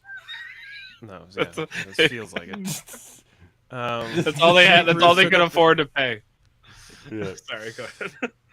Shane Carruth took up the job of writing, producing, directing, editing, and scoring the movie with no prior experience in any of these fields. It took him 3 years to complete the movie, writing the screenplay over the period of a year and working on an independent movie as a microphone operator to get the hang of filming techniques. Shooting the movie took only a month, but the film spent nearly 2 years in post-production due to editing problems during that period. Carruth claims to have quit the movie 3 or 4 times. So he really was like about to go give up on this. That's in a order lot to of cut work, man. costs, Do it all yourself. Yeah, it is. In order to cut costs, Shane Carruth did mostly single takes of shots and filmed on 16mm stock. This was then transferred to mini digital video film, which he could edit on his PC. This caused some unforeseen problems. The editing software couldn't handle the sound properly. 2 months of editing were needed just to synchronize the audio to the video. The biggest problem, however, was the relative lack of footage, which made it difficult to work around continuity errors and technical problems because there often wasn't an alternate take that he could be used. See, this is where more money would come into play because he could spend more money to get takes and like get the coverage he needed to make sure he's not having to deal with these editing issues. Even not money, he really just needed a second pair of hands, man. Like it sounds like he just needed like somebody to. That's take the what load money off his gets shoulders. you. A second pair of Yeah, hands. but like like it could just be a friend he doesn't pay. Like you were just talking about Kevin Smith getting all his friends that not. But Kevin he Smith could do had, that too. Kevin Smith I know had Kevin Smith declined. doesn't get all the allowances. I mean, Shane Carruth doesn't get all the allowances Kevin Smith gets, but. Kevin Smith had Dave Klein, who he met in film school, was a director of photography, and he had to pay him. But like that would have been useful for Shane. Yeah. Over 100 people auditioned for the parts of Abe and Aaron. David Sutherland was cast as Abe without professional acting experience, and director Shane Carruth cast himself as Aaron when he couldn't find the right person for the role. He played a good Aaron. They both played it very well. They both seemed like real people, which is what this movie's about. They should seem real. According to the director's commentary, That's what's scary about this movie. According to the director's commentary, everything was done on the first take and dubbed later. The only shot that was redone at an hour and 4 minutes and 40 seconds is where Aaron opens the door to find failsafe A because someone had left a Sprite can on top of the box. So he had to reshoot that one scene. That sucks. One of the pivotal What was that moments movie where they didn't take it out? Like you can see like a Starbucks cup in it or whatever. That was like Game of Thrones. Yeah, Game of Thrones, exactly. Yeah. They left that in. One of the pivotal moments in the film is when a character named Granger suddenly appears, having traveled back in time. Why Granger went back in time and was following Abe and Aaron is never explained in the movie, and Carruth has admitted he's not entirely sure himself. Well, there's some backup there. So they go to Granger for money. Granger's the father of the chick that Abe is sort of dating, but he's only sort of dating her because they want the money from her father, which is Granger. So they were approaching Granger about funding. So it. But then why would Granger follow the realm them? of possible? Well, that's the thing. So if somebody comes to you for funding for their sketchy science, you may want to you would want to do some due diligence and see what they're actually doing. So he probably just followed them to see what they're up to see if it is something that if they're sketchy. I think if a man has a bunch of money and influence, he's not going to spend his free time gallivanting and following some crackheads that tried to sell some crazy time machine to them, even though they didn't say it. But it's in not those some words. crackheads who tried to sell him a time machine. It's a guy dating his daughter who came to him asking for money for investment. Yeah, and with There's crackhead personal ideas connections there. So this guy who's dating your daughter, comes at you with all these kind of crazy ideas, but they're not coming to him with a time machine idea. They're just in their they have a side hustle creating cheap technologies and selling them.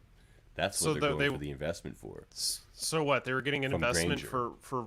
for their JTAG cards, which was just yeah.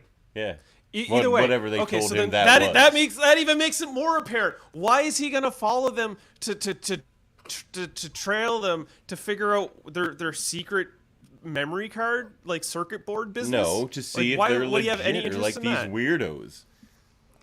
Like To see if they're weird. like, Again, why is a man with money and power trying to be a super sleuth? Like there was no reason because why they're dating he his followed him, daughter. and Because they're because dating they're his daughter. So why is he personally One of doing it them and not is. just hiring somebody else to do it for him?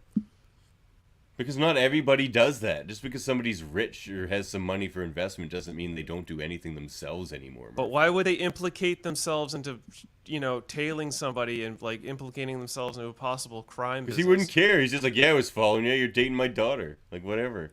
Seeing what you're up to. You guys sketch bags always go to this friggin' U-Haul place all the friggin' time. Like, what the hell's This up with is that just shit? wild And then he follows them, sir.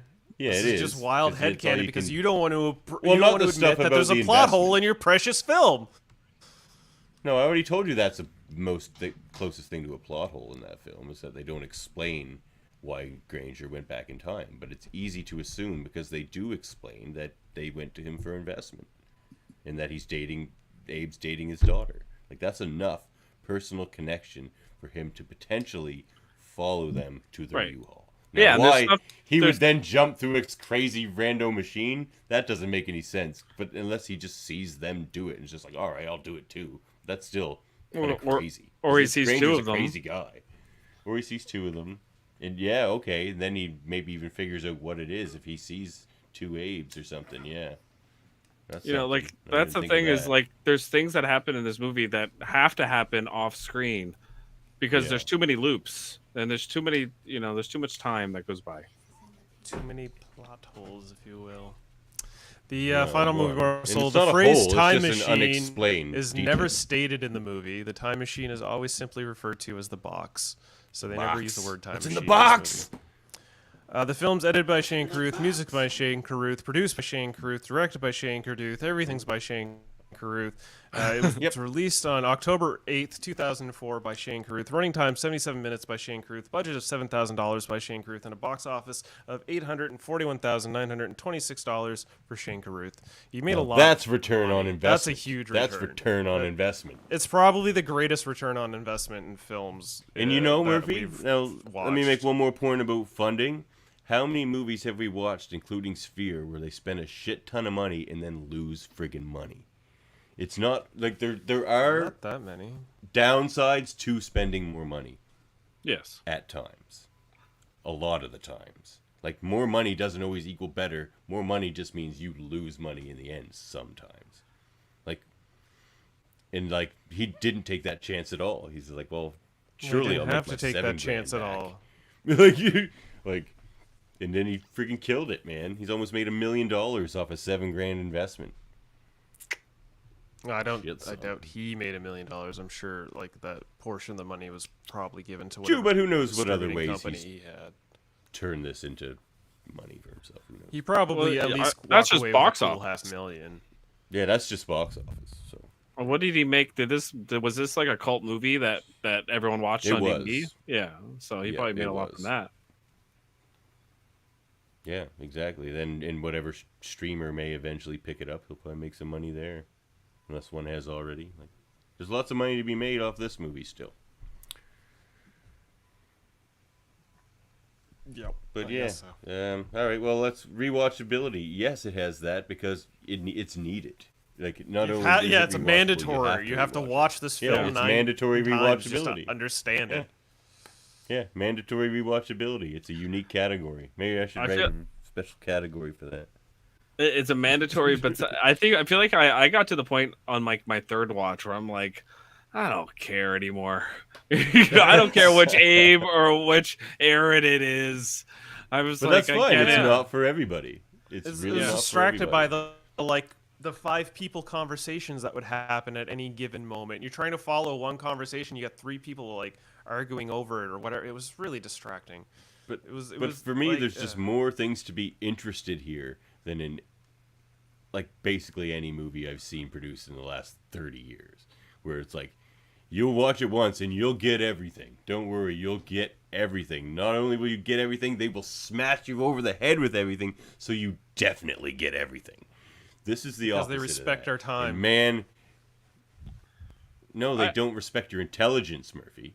and they But don't they respect respect your our money. time. Do they, by making a shit movie 3 hours long? How many times have we wanted to shave an hour off a friggin' movie on this podcast, Murphy? That's not respecting your time.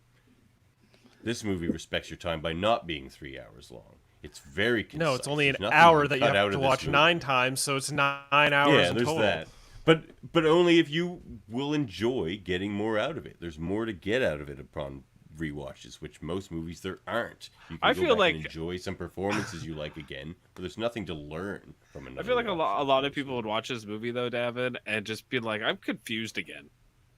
You know? Yeah, a lot of people would. It's not you know? for everybody. It's people who have an interest in science and math and astrophysics, and it's for those people. I like all those concepts, and I do think that the movie is. You're right. It is more to the STEM type field of people. Yeah, that's what this movie is. Who it's for. Yeah. But at the same time, I feel like it didn't need much of a tweak. You were saying, oh, they could dumb it down and then it's for everybody. But actually, I think that it just needs a little bit more direction so everyone can enjoy it, not just the mathematicians. See, that's what You I know? don't want. That's what they try to do with every movie now. They want it to apply to the broadest audience possible, and that makes every movie bad. That's why every movie's bad. Nothing's special, because you can't be special if you're trying to appeal to everybody. I hear your point. I think I like this as a STEM movie, and people who are outside of STEM that want to try to venture in there, I think they should, and they can get a lot from it. Mm-hmm. But it's like an artsy movie. Like there's sure there's lots of movies about fine art that are very good movies, and I might even enjoy. But man, it's like it would be a choice to try to jump in there and venture into it, like people would have to with this movie. It's just like I'm gonna have to try to decipher stuff I don't care about, or like derive meaning from things I don't care about. There's a lot of people are going to watch this movie and feel that way, absolutely. It's like, why do I care about all this math and technobabble? Just like, well, if you don't care about math and technobabble, you won't and you shouldn't. But there wasn't But even if a you lot do, of math or this is technobabble in genius. this film. Yeah. There was I like agree. there was a 5-minute explainer about his time travel, and then it was just like subterfuge. The rest was just subterfuge.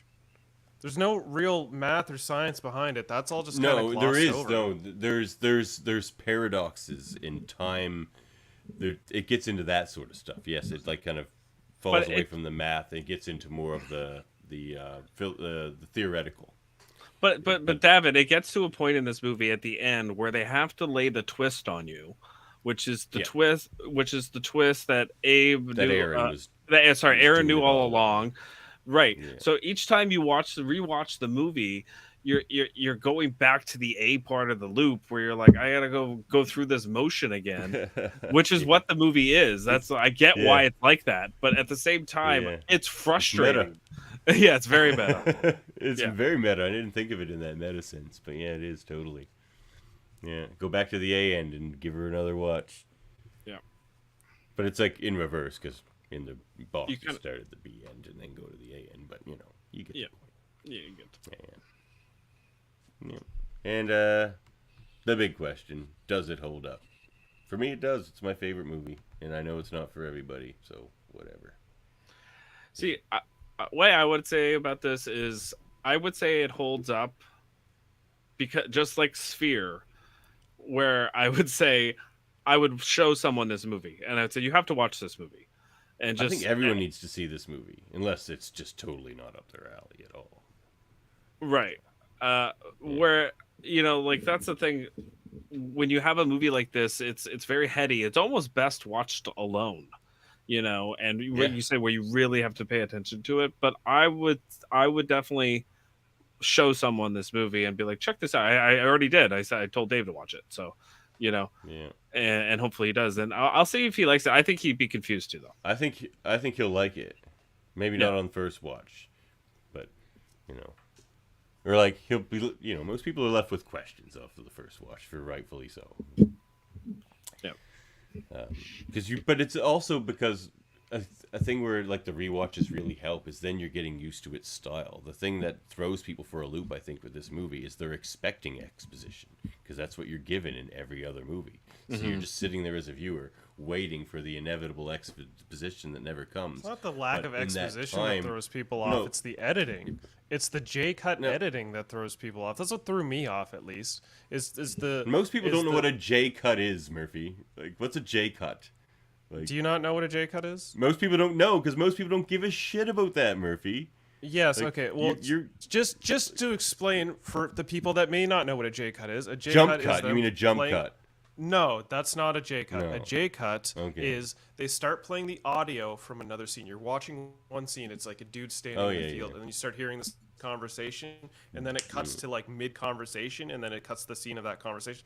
That's what a J-cut is. This movie is littered with J-cuts. Yeah, right? there's lots It's just of those. littered with J-cuts. It's different. It's different. It's a hard take on that style of editing, but it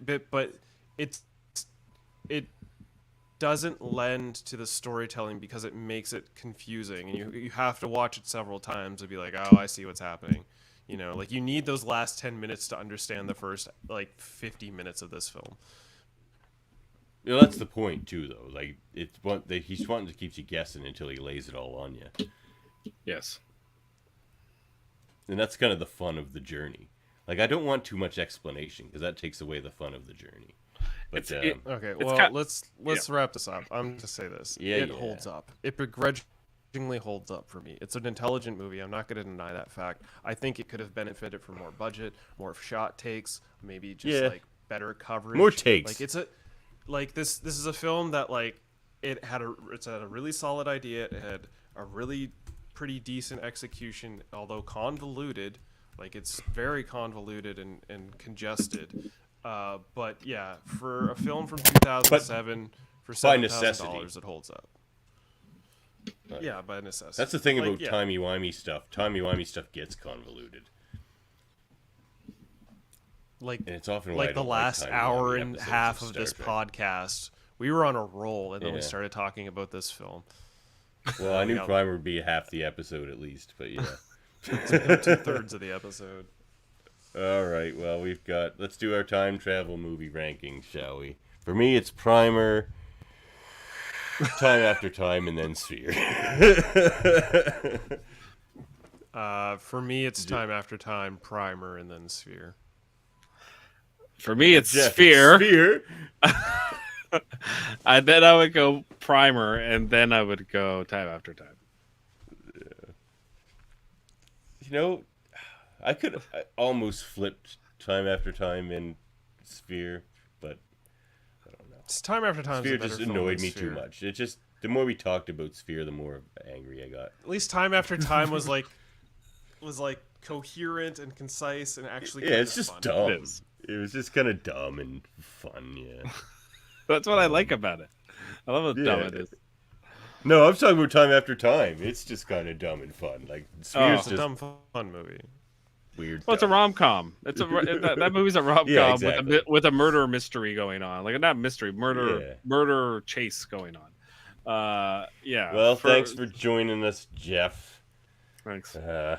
Thanks for having me. sitting there while Murphy and I yelled at each other. And, you know, it always takes a special kind of patience. Appreciate your patience.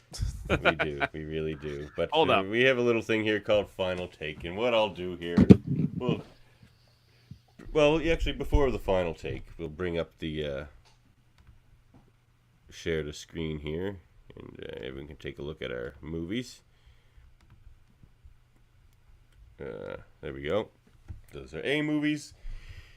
We got 2 A movies today and a new B movie. Still, you know, not that many C movies. Most movies we at least find, one of us at least finds something good out of. But every now and then, there's a stinker. I see the American President ended up in the same category as Sphere. Well, Cousin Dave was quite high on American President. Right. So his vote carried the day. But I don't think Murphy and I were quite so high. I agree with the I Heart Huckabees. I'm not a fan of that movie. Oh, God, it was awful. Thanks it's for awful. Yeah, so that's where we're at. And now we'll get to the final take. And what I'll say with that, with all this timey-wimey shenanigans, the back and forths, the forward and backwards, the fisticuffs and chases.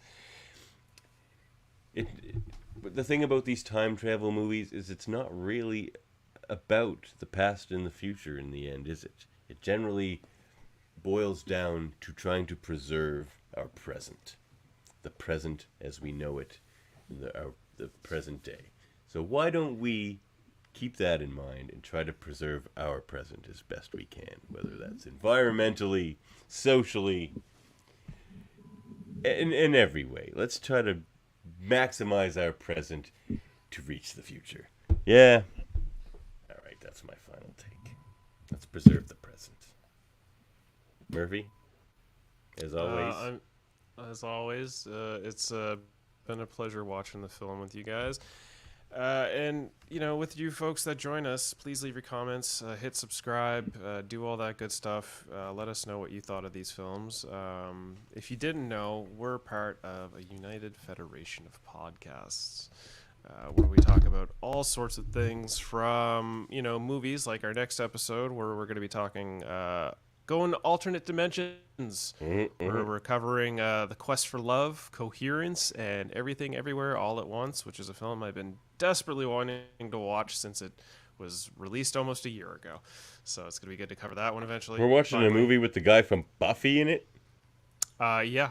That is our next guest pick, Andre Mayette, who also happens to be your co-host for the show X-Rated, the X-Men animated review show where these guys talk about the 1997 or 1990s X-Men cartoon. They did an interview recently with voice actor Adrian Hugh, the voice actor of Nightcrawler. Huff. That is up Adrian Huff. That is gentleman. His interview is up. You should go check that out. Andre is also the host of Graphic Histories, the Graphic Histories podcast, where they talk all sorts of things with artists from all fields. You should definitely check that out. There's the Super Mader Brothers podcast, which our guest Jeff Mader is a proud member of, where they talk about Big Brother. They are brothers. Survivor. We are brothers. And speaking of the Mader family, we got Eamon Mader with Eamon on Track, talking all things music. New one tomorrow. When the next episode's going to be new one tomorrow. Do you know what the album is? Yes, I'm on it. It's White Album, Beatles. Ooh, the White Album with the Beatles, nice. And we also got a show called Trivial Debates where we cover things of all sorts. We got an Office theme one where we've got Jason Phillips hosting, Jody Simpson coming in, James Elkins, and Heather Niati. That's going to be a good time talking all things Dunder Mifflin. I'm looking forward to that. Heather's going to chew those boys up and spit them out, I tell you. She's going to just turn them into mincemeat. It's going to be bloody. When she said yes, I was like, yes. Jody's done. I was so excited. Yeah. Jody's done. We've got the Hellbound podcast with Michael Chan and Kyle Blackburn. They talk things about horror and their general life. And we also got Live Long and podcast, our Star Trek podcast, where we talk about all things Star Trek, from review shows to little radio theater to Locutors of Trek, where they get into the deep nitty-gritty science of things. Maybe have some interviews with a gentleman named Derek Tyler Attico, the author of the autobiography of Benjamin Sisko. That is Monday. It's going to be a good time. And that's basically it for our little federation. So check all those podcasts out. So we're going to leave you guys with the coming attractions for next episode. Thank you for joining us. And like I said, enjoy the movies.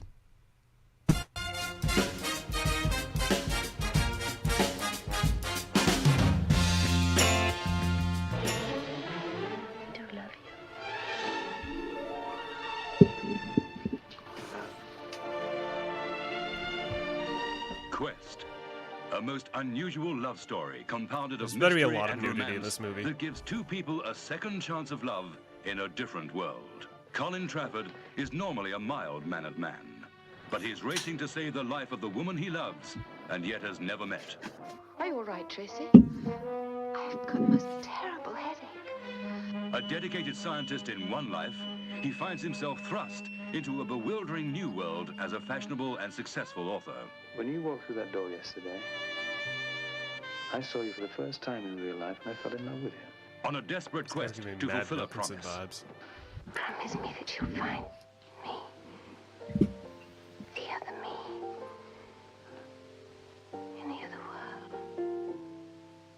the other me in the other I know world. I'm there. On a determined quest to discover his true friends. Colin, I think if I don't know what they call it around here, Tommy boy, but where I come from, I have a name for you. Frantic to confirm his sanity. You're not on my plane. Can you get out? Go on. Get out, yeah? Go on, get out! Impatient to prove his love. And write great prose. I do. Colin, please don't do this to me. What if it's just a game? Quest. A desperate search for love. This looks kind of boring, not gonna lie. I kind of wish he stuck with Last Action Hero, which was his original choice for this film, but he went with Quest for Love. I don't know why he chose this film. Starring Joan Collins, What's the theme? A glittering beauty and an international star alternate in her realities. greatest role. Tom Oh. Bell, a brilliant dramatic actor playing a great romantic character. Last Dame Action Elliot, Hero would have been whose so good. friendship spanned the Yeah, that's a romance good and one. drama of both worlds. I mean, Total Recall. I hadn't watched that in forever. No, not Total Recall would have been good, but yeah, just like a Last Action Hero. I haven't seen that in forever. Lawrence Naismith, a shrewd scientist, human enough to calculate from the heart.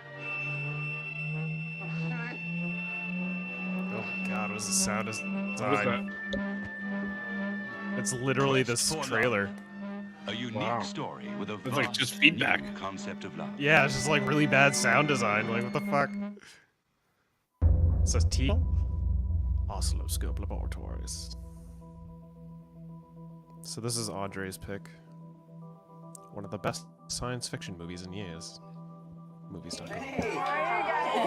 Amir's bringing Laurie to dinner. Amir's a total jackass. Do you know your friends? Still not have service. I got zero. On the news, you know, they're talking about the comet. Yeah. Wheeler's comet. After it passed, people get lost. They would end up in the wrong home. And they keep telling people that this can happen. The chicken tastes like All right. tuna. It must be Miller's Comet. The whole neighborhood is out of power, except for a house about 2 blocks up. Mike, is that door locked? I'll check it. Baby, stay away from the door. I can't stand this. I'm gonna go see what's Not going on. I'm without sorry, the but I'm rest of going. us. See that? Oh my god. This is bad. This is really Wait, bad. what's the box? That was at the other house. Oh my god. Baby, what did you see? Hugh, what What did did you you see? see? Do you know who to We don't even belong here. Everybody knew about this. thought He you told knew. us. We thought you He knew. told us. Everybody knew about Hugh. this except me. We have to just get through the night, okay? We are not from this house. We are visitors. I'm crossing all kinds of boundaries. I don't want to be stuck here. What is going on? budget bottle piece? I'm gonna go insane.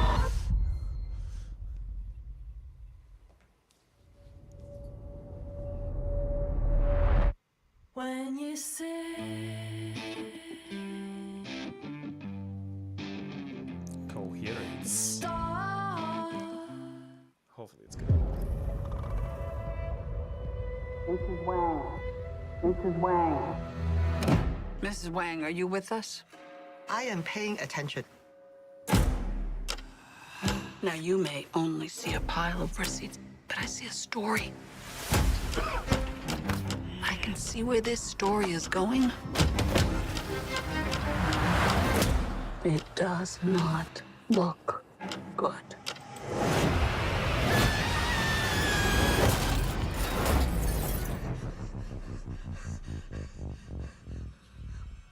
What's happening? Davan, I'm not your husband. I'm another version of him from another universe. I'm here because we need your help. Very busy today. No time to help you. Across the multiverse, I've seen thousands of Evelyns. You can access all of their memories, their emotions, even their skills. There's a great evil spreading throughout the many verses. And you may be your only chance of stopping it. Don't make me fight you. I am really good. I don't believe you.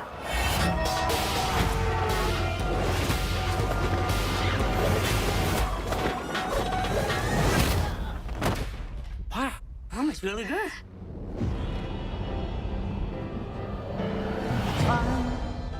He's waiting in the wings. The universe He speaks of senseless things. is so much bigger Script is you and me. than you realize.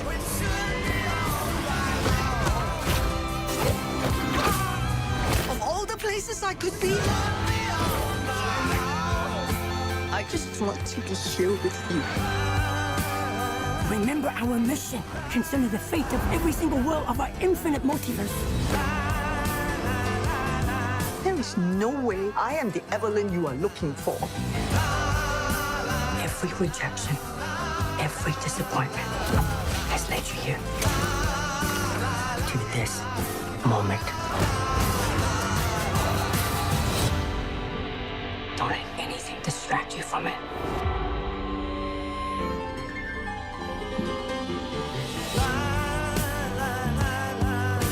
At least the one.